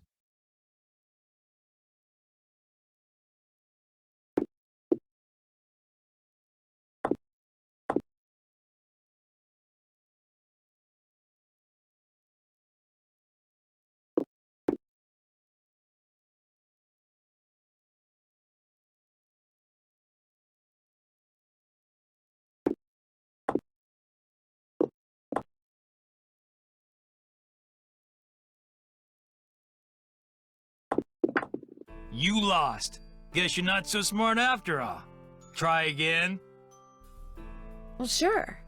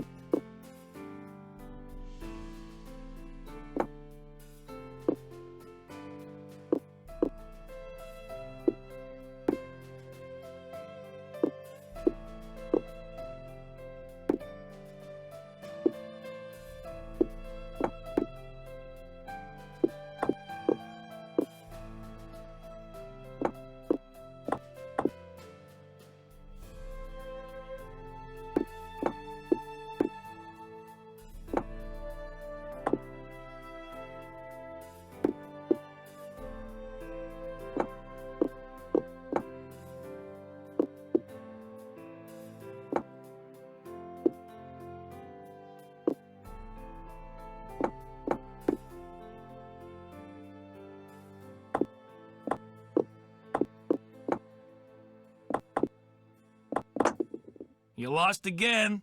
One more time? Well, sure.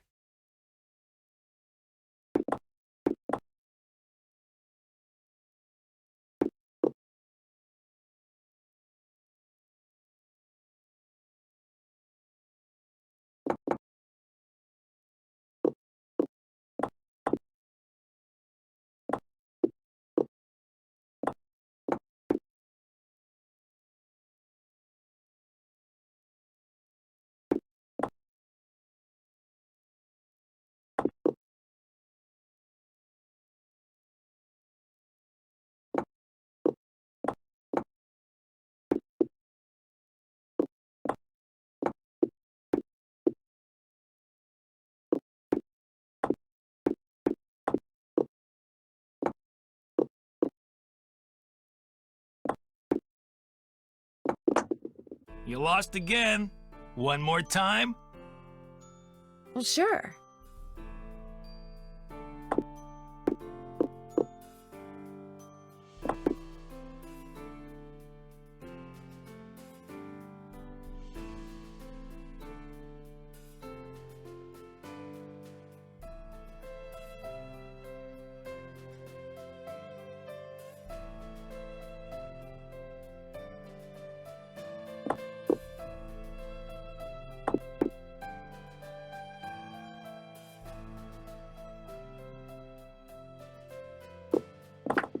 You lost again. One more time? Well, sure.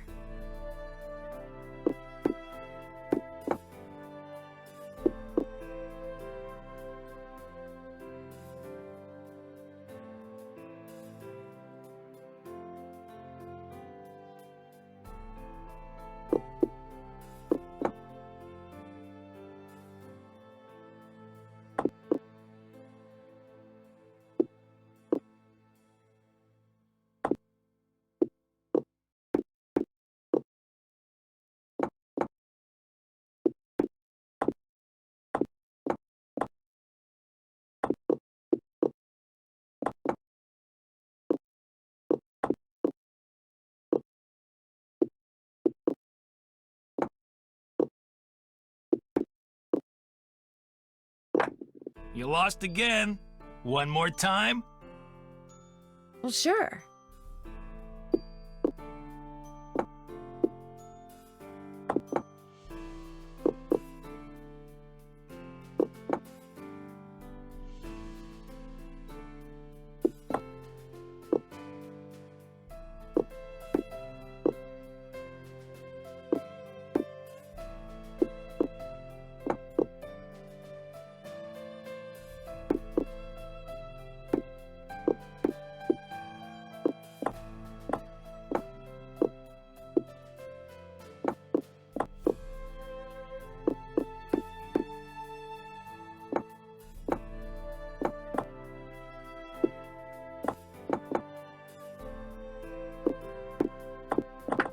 You lost again. One more time? Well, sure.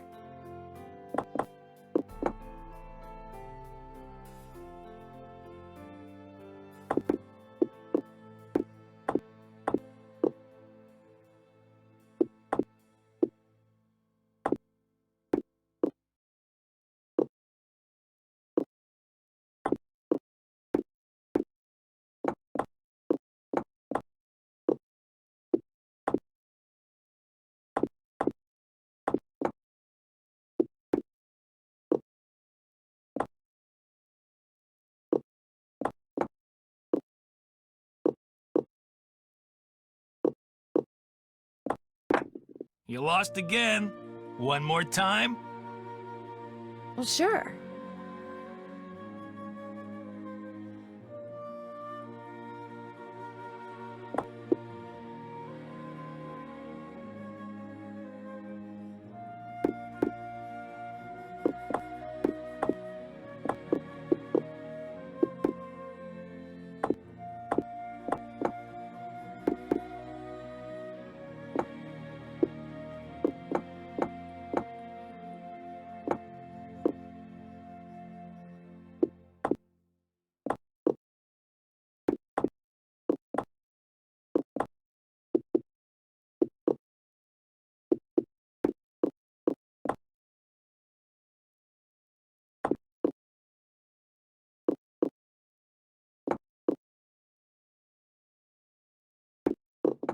You lost again.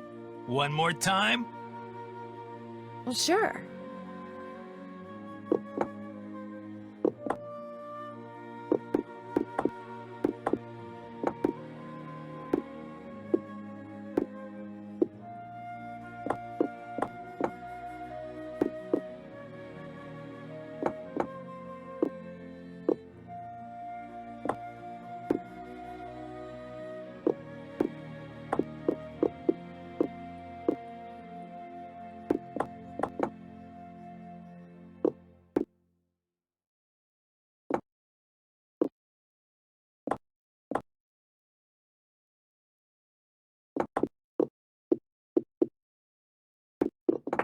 You lost again. One more time? Well, sure.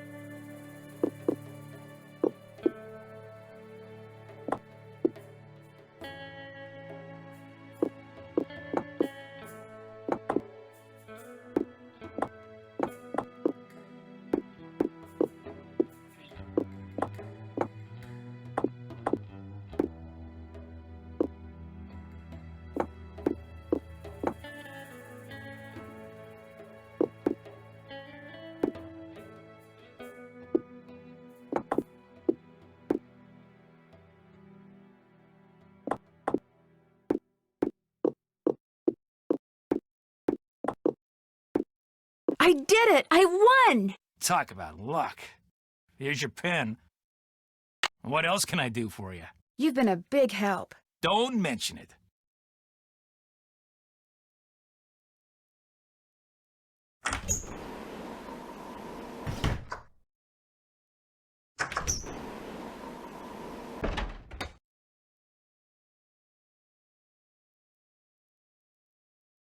Better not mess with that puppy.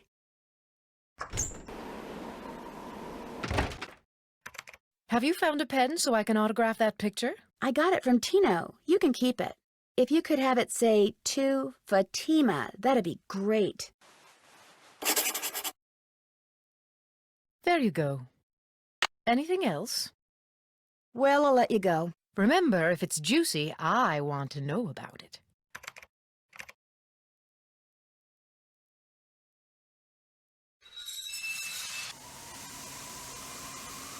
Uh-oh, that doesn't look good.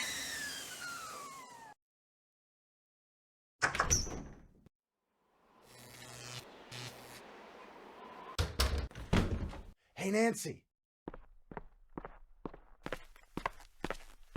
There you are. We've been looking for you. Yeah, you won't believe the lucky break we caught. Lucky break? Hey, that was the result of good old-fashioned detective work. It was the result of your insisting we stop for a cheeseburger.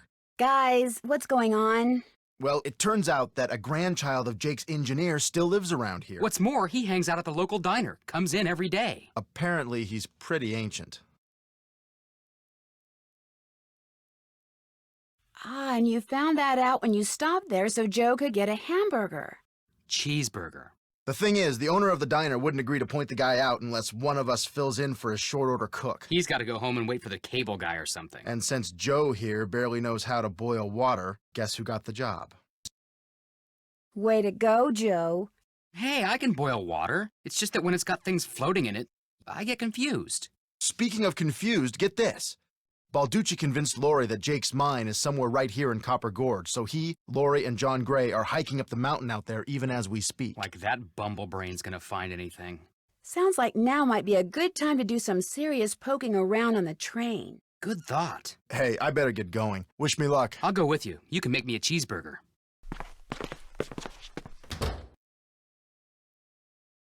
Got that autograph? Got something better, an autographed picture. Hot dang! She spelled my name right and everything. Go ahead, little missy. Have a go at that trunk. Whatever's inside it's all yours. I need to match that shape.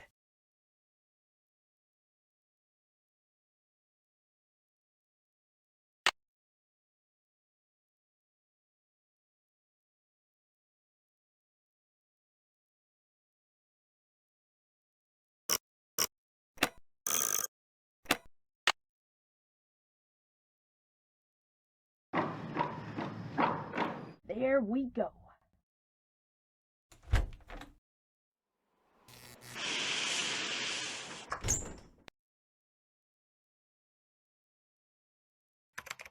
More questions? You didn't go on Tino's expedition to Jake's mine? Please. The man barely knows where his head is. If he's the one who finds that mine, I'll eat my laptop.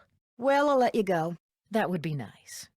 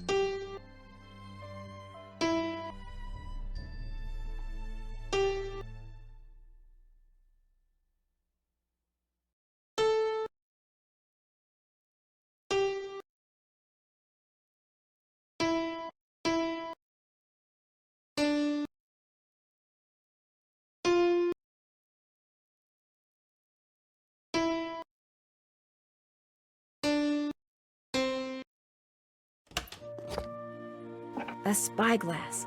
I'll bet it's the one I need for Jake's projector.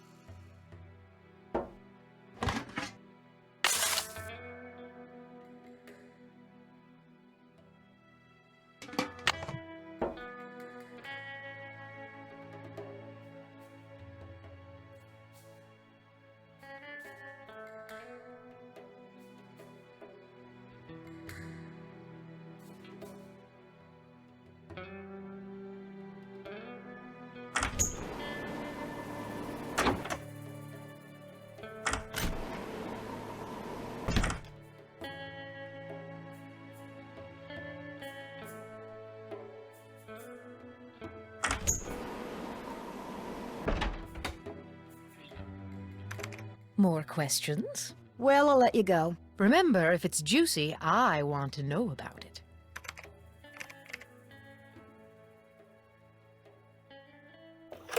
Engineer, this better be Miss Gerard. Well, actually... Forget it.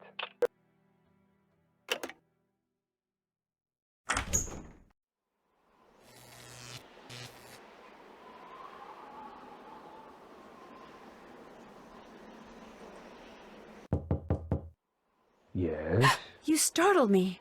Do you work here? I do. Are you looking for someone? Yes, Camille Hurley. She died back in the 1800s. Ah, Camille. Beautiful crypt, wonderful view, good drainage. Whoever buried her must have loved her very much. May I go inside it? You may, but unfortunately you can't. Why not?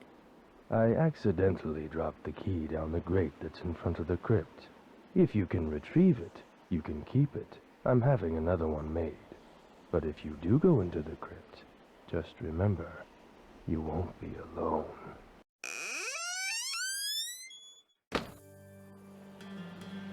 Well, there's the key. I need something long and sticky.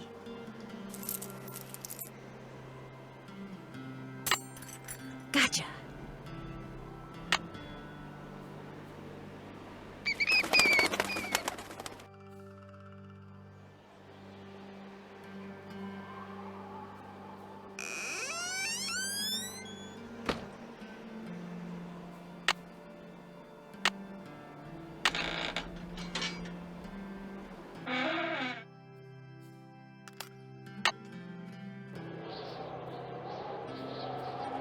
In the letter he wrote to his niece, Jake said she should go to Camille's grave and let Camille's goodness rub off on her.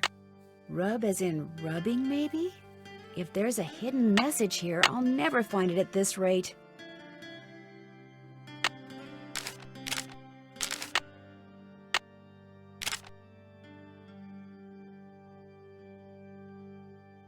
Maybe making a rubbing would help.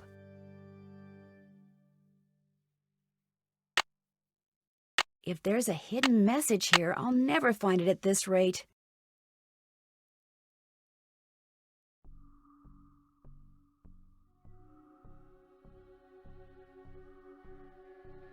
PB.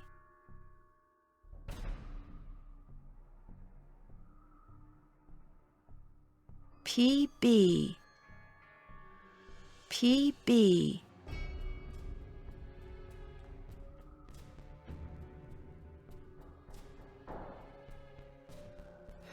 This indentation looks familiar.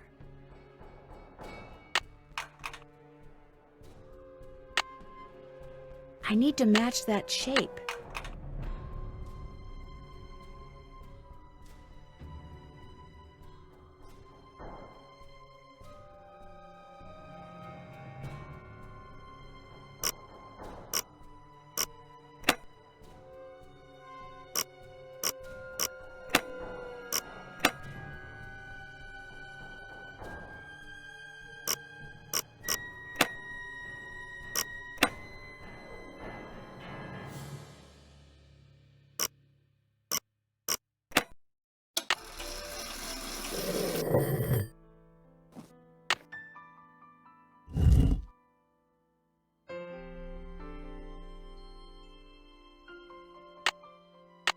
Maybe making a rubbing would help.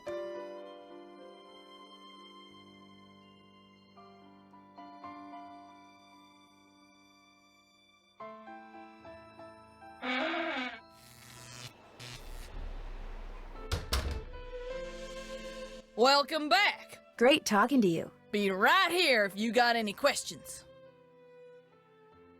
Something fits in here.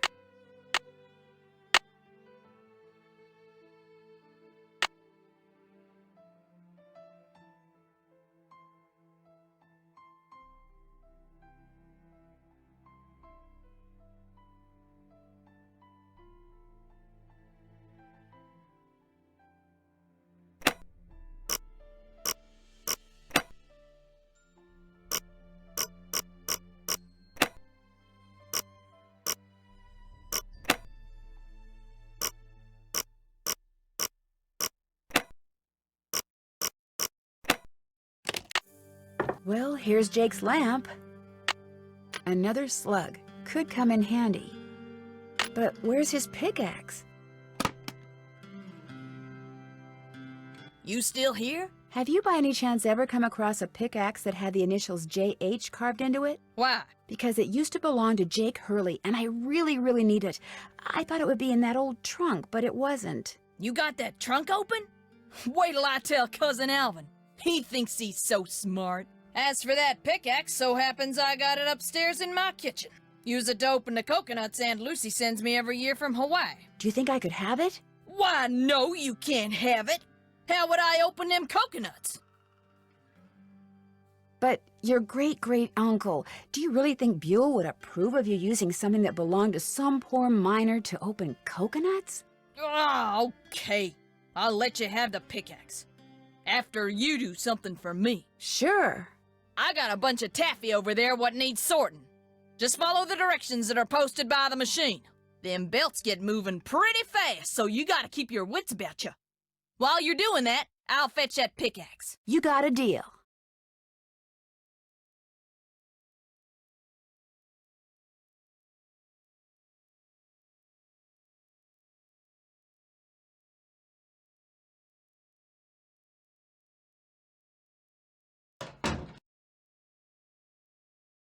Wax paper for the taffy. Would you mind if I took a piece of wax paper? Guess I could let you have a piece.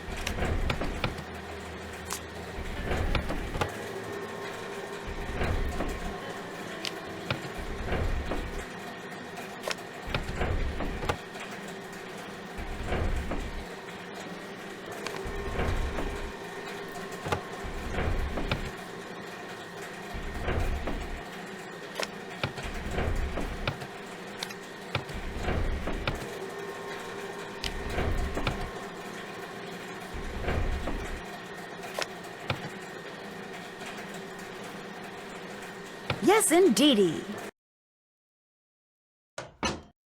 Got that taffy sorted? No problem. That was easy. You sneak any freebies while you were at it?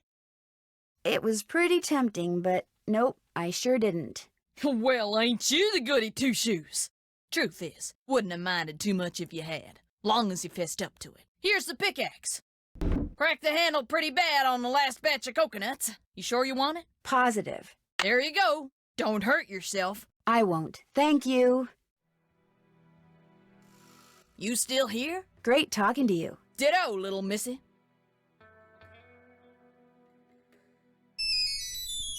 Hello? Hey, it's Frank. I'm in the kitchen of the diner playing short order cook. Has that grandchild of Jake's engineer showed up yet? Just came in with this lady who's even older than he is. And get this, he's a retired miner, so every time I finish an order and ring the pickup bell, he thinks it's the mine shaft elevator bell. And for some reason it makes him start telling his lady friend about his grandfather. You mean you ring the bell and he starts talking about James Thurston? Exactly.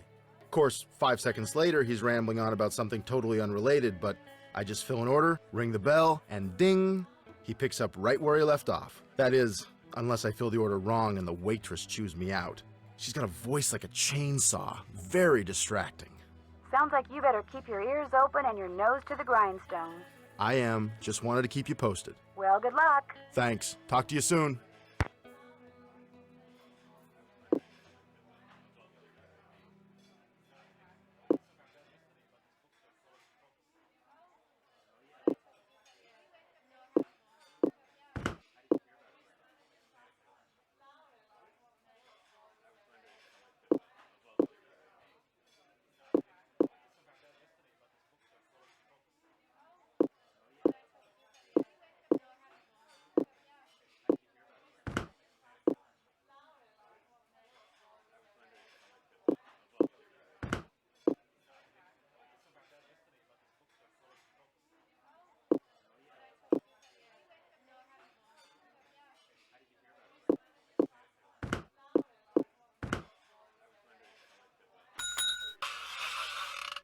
So do you know what you want to order yet, Edna? I'm still looking.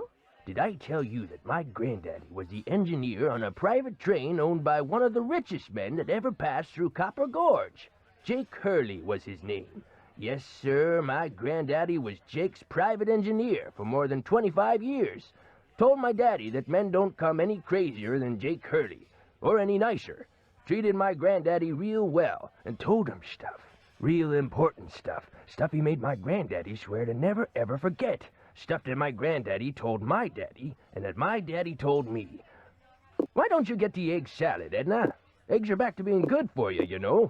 Seems like just last year all those scientific types were saying your arteries would clog up if you so much as looked at an egg. But nowadays, well, all of a sudden eggs are chock full of vitamins and proteins, and eating them's not only okay, it's what they recommend.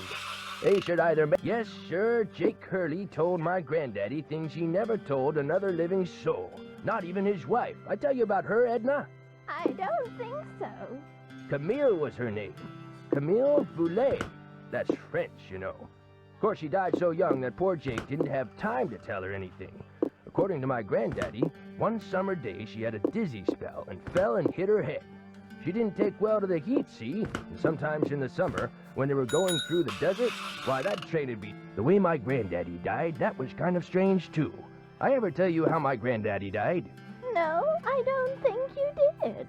My daddy, he came home from school one day to find a railroad official telling his mom that Granddad been found dead in Blue Moon Canyon, Nevada. He was in the engine of Jake Hurley's train, just kind of slumped over with his hand still on the throttle. The strange thing is, nobody else was on board the train, yet the door to the engine was locked and barred. It was like Granddad was trying to keep someone out, like he was running from something, like something finally scared him so bad his heart just stopped. Of course, he was in his 60s at the time, and back then that was old. Doesn't seem so old now, does it, Edna? Here I am, pushing 93, and still spry as a spring chicken. Spring chicken! Now where do you suppose that expression came from? Why not spring goose or summer chicken? I just want... I ever tell you about the mine my granddaddy said Jake Hurley'd found? He found a mine? A couple years before he died, Granddad told my daddy that Jake found a vein in the mountains somewhere and was mining it all by himself, so no one would steal it out from under him. He wouldn't even tell Granddad where the mine was. What he'd do is have Granddad drive the train real slow so he could jump off without Granddad seeing him. Then Granddad would pick him up at a prearranged spot a few days later. Oh, they didn't call him Crazy Jake Hurley for nothing. Speaking of crazy, you see how much Abner's charging for a haircut at that shop of his? But the craziest thing Jake Hurley ever did was tell Granddad the secret to finding his mine. He made him swear to tell it to my daddy and nobody else. Eventually, my daddy, he told me, and it was so bizarre that I remember it to this day. though I sure don't understand how it'd help anybody find his mine. But since my daddy didn't tell me not to tell anybody, this is what Crazy Jake Hurley told Granddad, word for word. The eye of the tiger is fixed on a star. Zircon lies in fingers that scar. Amethyst floats in a hand from the deep. Citrine is what the foul mouth shall keep. Tourmaline by a soft arm is ensnared. Peridot rests at the foot of the mare. The eye of the tiger is fixed on a star. Zircon lies in fingers that scar. Amethyst floats in a hand from the deep. Citrine is what the foul mouth shall keep. Tourmaline by a soft arm is ensnared. Peridot rests at the foot of the mare? Frank, are you sure that's what he said? I'm positive. Are you sure that's all he said? Look, this guy was old, okay? I mean, we're talking Jurassic. And guys that old don't joke around. They don't have time to. What you just heard is what I heard, word for word. Got anything else? I almost forgot. You gotta check this out. It's just an old letter, Frank. You bet it's an old letter. From Samuel Clemens. Oh my gosh, where'd you get this? I found it in the caboose. Apparently he and Jake were pen pals. Wish I had a famous writer for a pen pal. When Joe gave it to me, I about flipped. I know I should turn it over to Lori, and I will, but it's just so darn cool. I still don't see what the big deal is. I mean, it's not like it's from Mark Twain or anything. What? See you in a bit. You better. More questions? I'll let you get back to your writing. My publisher thanks you.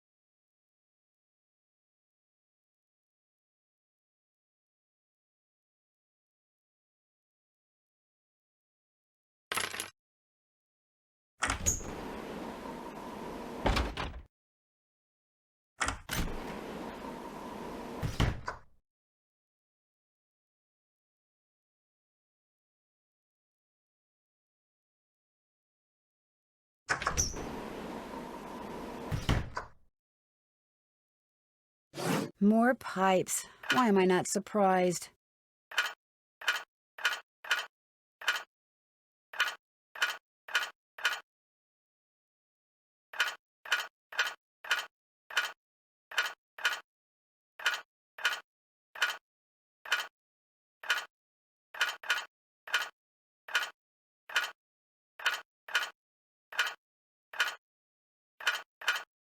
There, that looks right.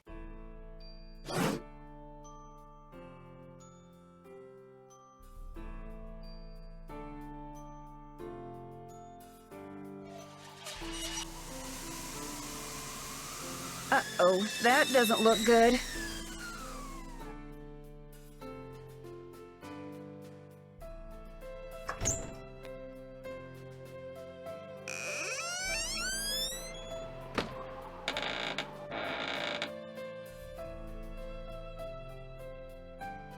If I am supposed to make rubbings of these pillars, I'll need a pencil, which I already have, and some nice thin paper.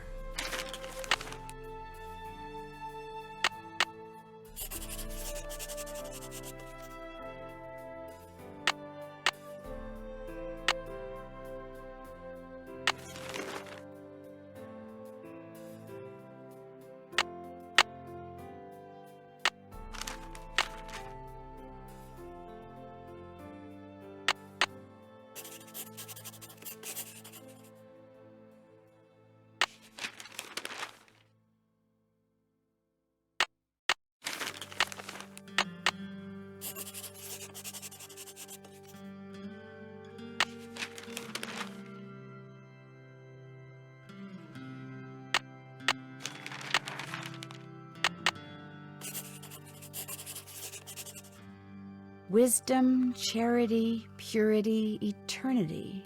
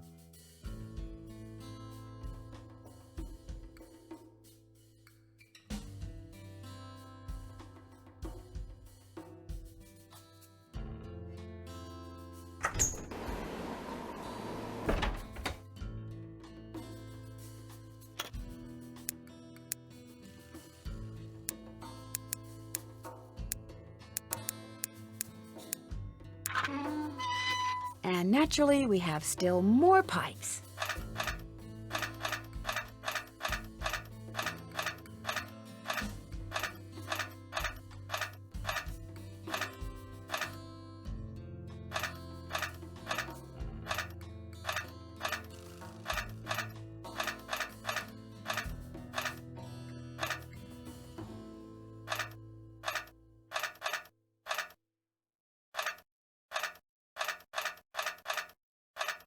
That should do it.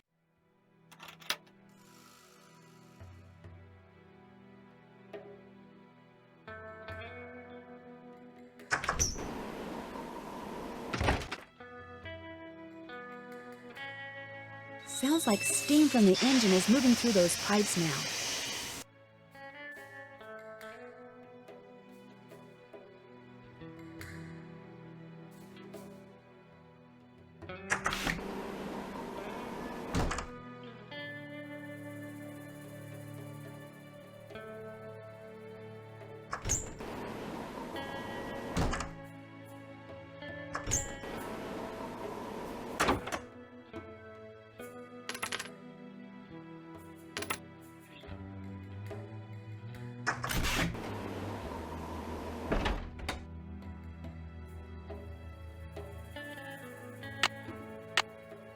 Jake said a lamp goes here.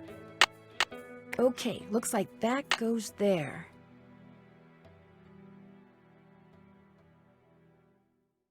I need a spyglass. This goes here.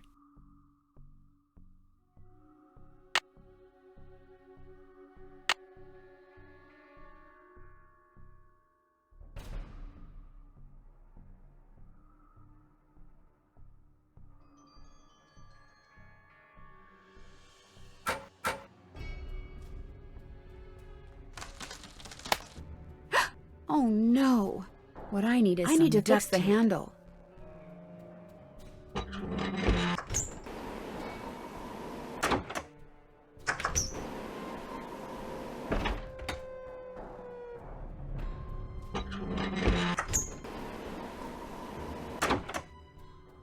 Before you say anything, I just want to say thank you. For what? Tino came to see me. He said you'd made him realize what a jerk he'd been for dumping me, and then he asked me out. Isn't that great? He said he doesn't care what anybody else thinks. He thinks we make the perfect couple. Well, I can't argue with him there. So what do you want? Do you know if there's any duct tape around here? Duct tape? Duct tape. Nope, afraid not. Sorry. I hear Tino took you and John on a trek to Jake's mine. Jake's mine, my eye. We went tramping through the snow, lugging all this equipment John insisted on bringing, and where do we end up? At this teeny tiny, half-rotten, tumbled-down outhouse. He led you to an outhouse? Well, he said it was the opening to a mine shaft, but then John said if it was, shouldn't the hole be going into the mountain instead of just down? So they stood there arguing until Tino finally grabbed a shovel, went inside, and started digging. What he found was definitely not gold. Did he apologize? Of course not.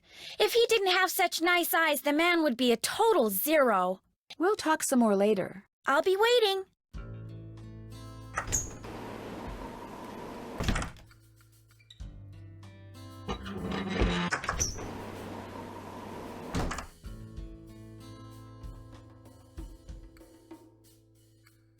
What's going on? So, how did your expedition to Jake's mine turn out? Well, as you may or may not have heard, I didn't find the mine. But at least now I know where it isn't, which is just as good as knowing where it is. Sorta. Do you by any chance have any duct tape? Duct tape? Sure don't. But there was this one case I worked where duct tape came in real handy. See, I had just collared this. I'm kind of in a hurry, Mr. Balducci. Oh. Maybe some other time.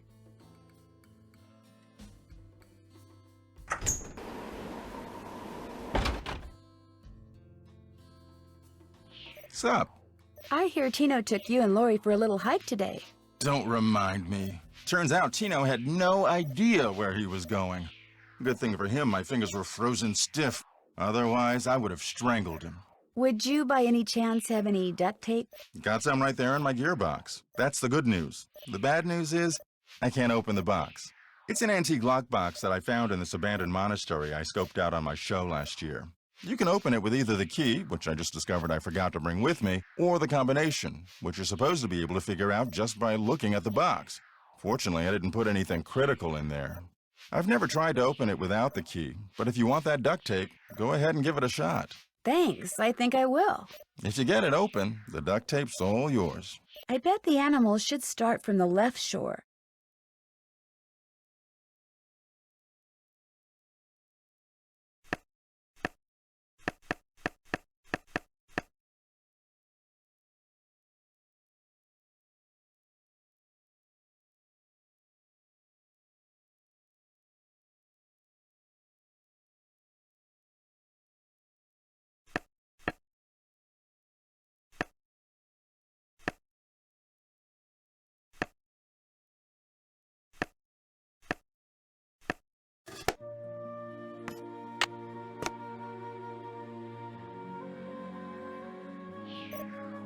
Sup? Well, I'll catch you later. Goodbye.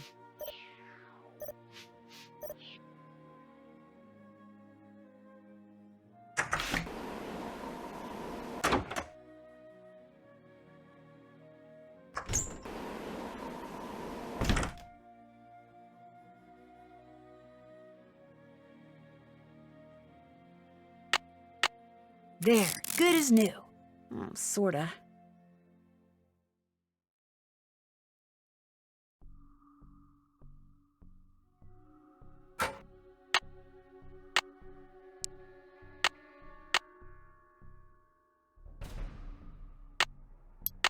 I need to find the gemstone that goes here.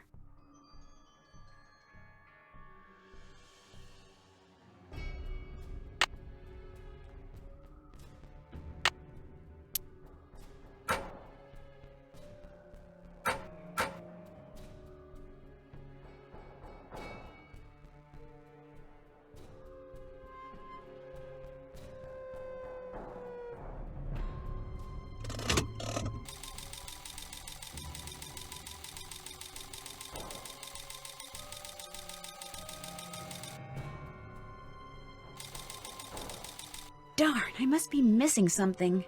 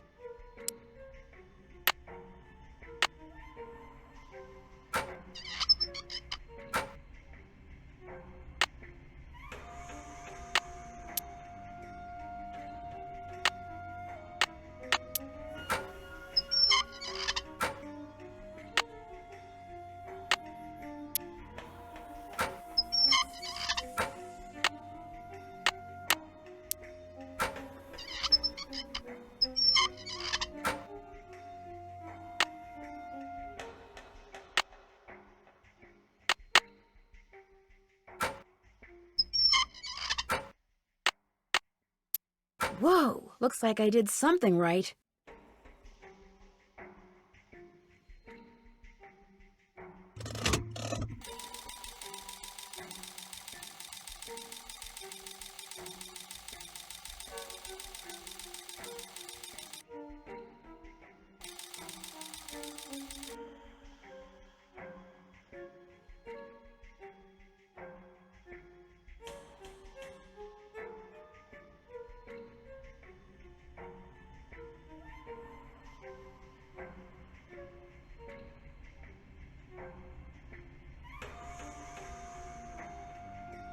There's still water in it, which means it must be out of carbide.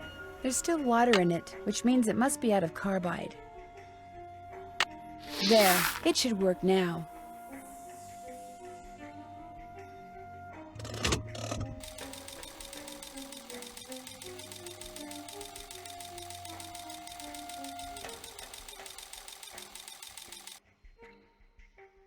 And we have liftoff.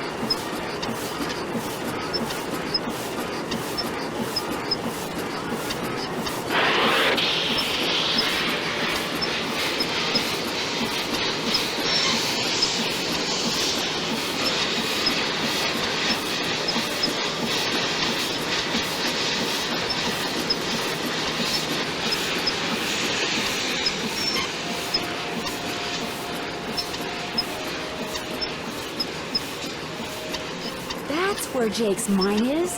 Brimstone Canyon. Don't you look all excited. What's up? I think I know where Jake's mine is. Tell the engineer to head for a place in Nevada called Brimstone Canyon. Way to go! I knew you could do it, Francie. Not Francie, Nancy. Here's the deal. When we get there, I'm going to make sure that you get to be the first one to check out the mine. I'll call everyone together in the dining car, and while we're in there, you slip off the train. Will 10 minutes be enough of a head start? That'd be great. Think of it as your reward. Of course, anything you find in the mine is, well, mine. So if I find out that you've taken something without telling me, let's just say things could get ugly. I wouldn't get your hopes up too high. The mine might be totally worthless, you know. I know, but I have the feeling that thanks to you, we are about to discover something huge. Great job, Amy. Thank you. All aboard.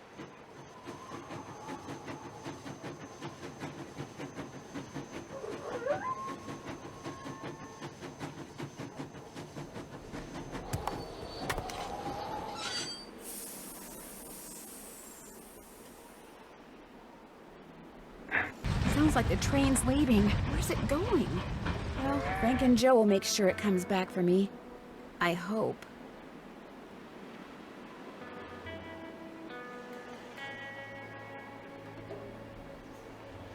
Oh no, that's gotta be the entrance to Jake's mine, but it's totally blocked by boulders.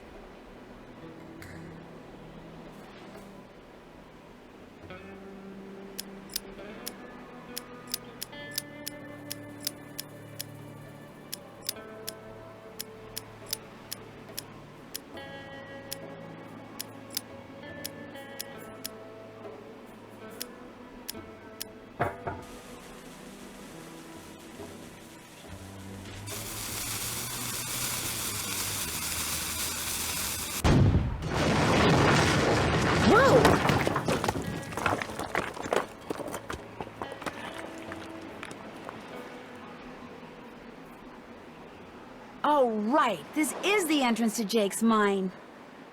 Whoa, what's going on here? Jake's color wheel seems to be pointing toward purple. Wow, glowing lizards. Cool, but weird.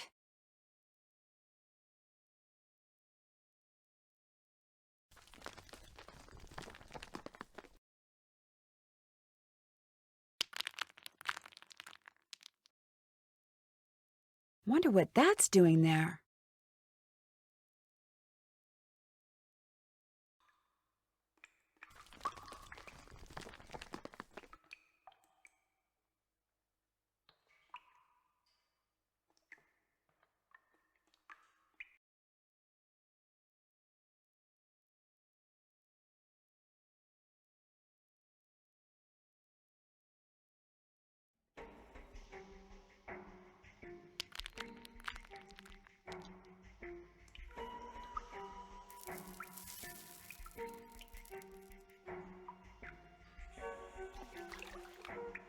Another symbol.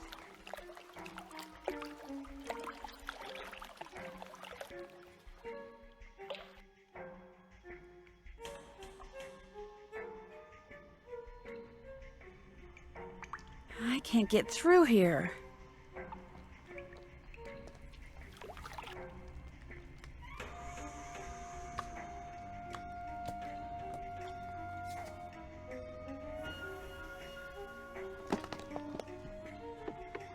Jake must have made those symbols. The question is, why?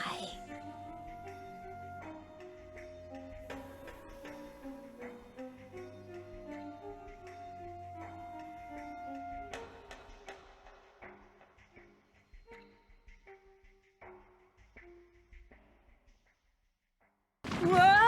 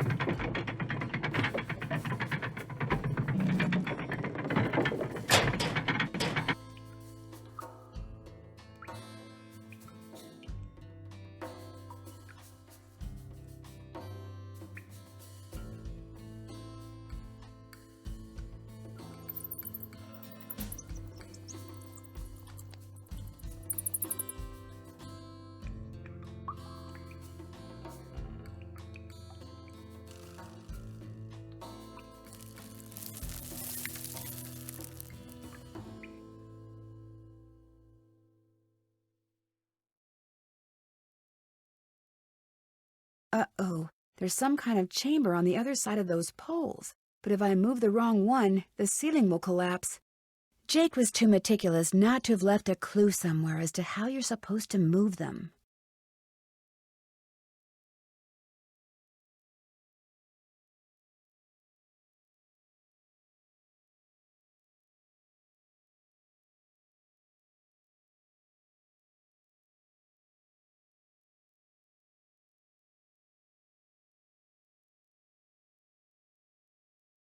I've seen that symbol before. Okay, so far so good.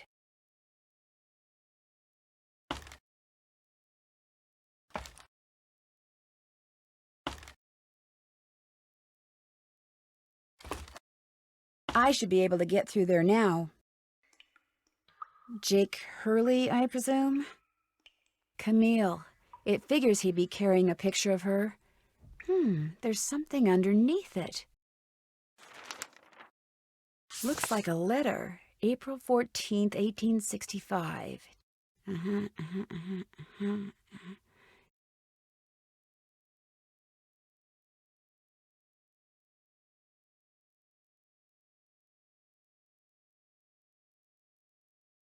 Your humble friend, Abe.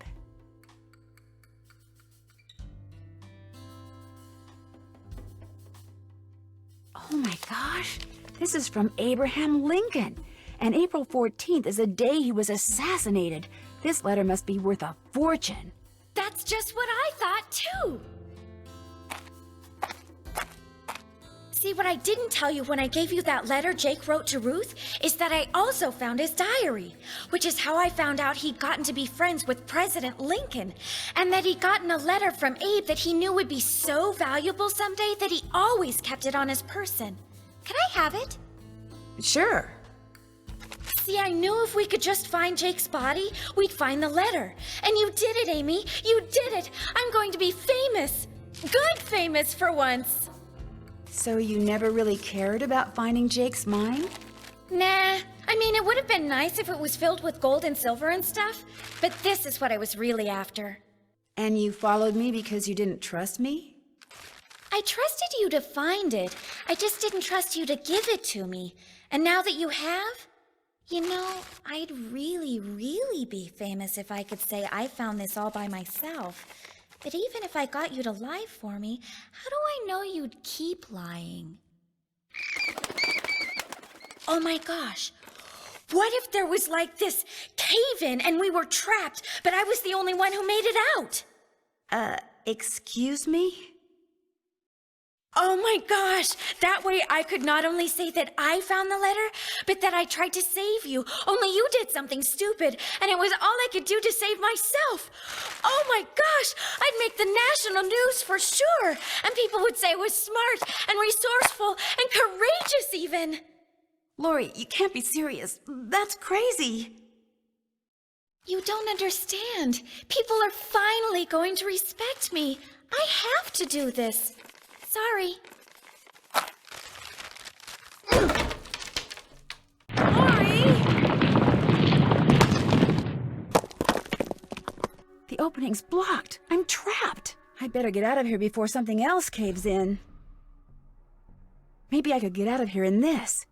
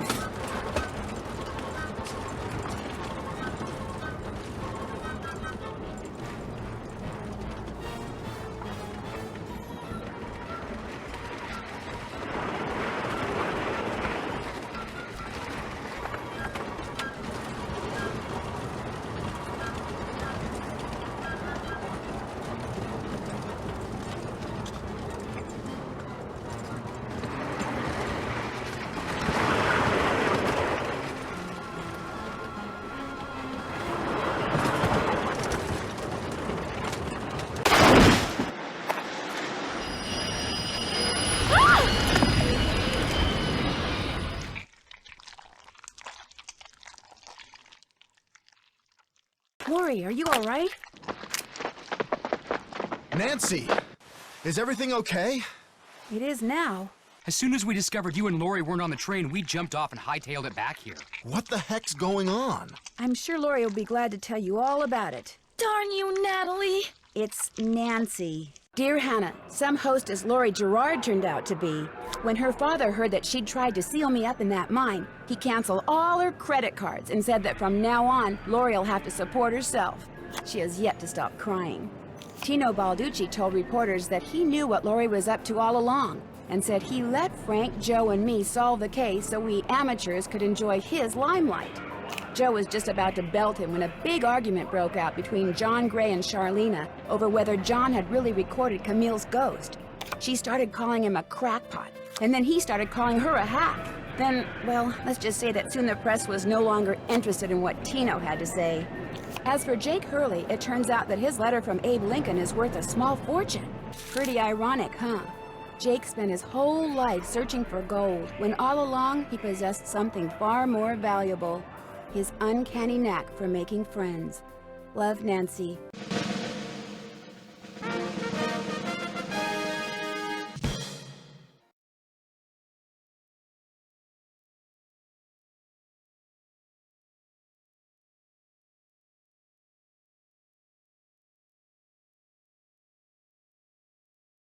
Have you ever been to Paris, France? Well, préparez-vous, because that's where my next mystery adventure takes place. I'm going to be the assistant to Minette, a famous fashion designer. I'll be working undercover to find out why she's been acting so peculiar lately, throwing tantrums, firing people. She's even started wearing a mask for no apparent reason. Her studio is in this spooky-looking centuries-old moulin. That's French for windmill. Of course, that doesn't have anything to do with her strange behavior. Or does it? Only one way to find out. Help me solve my next case. Danger by design. À la prochaine!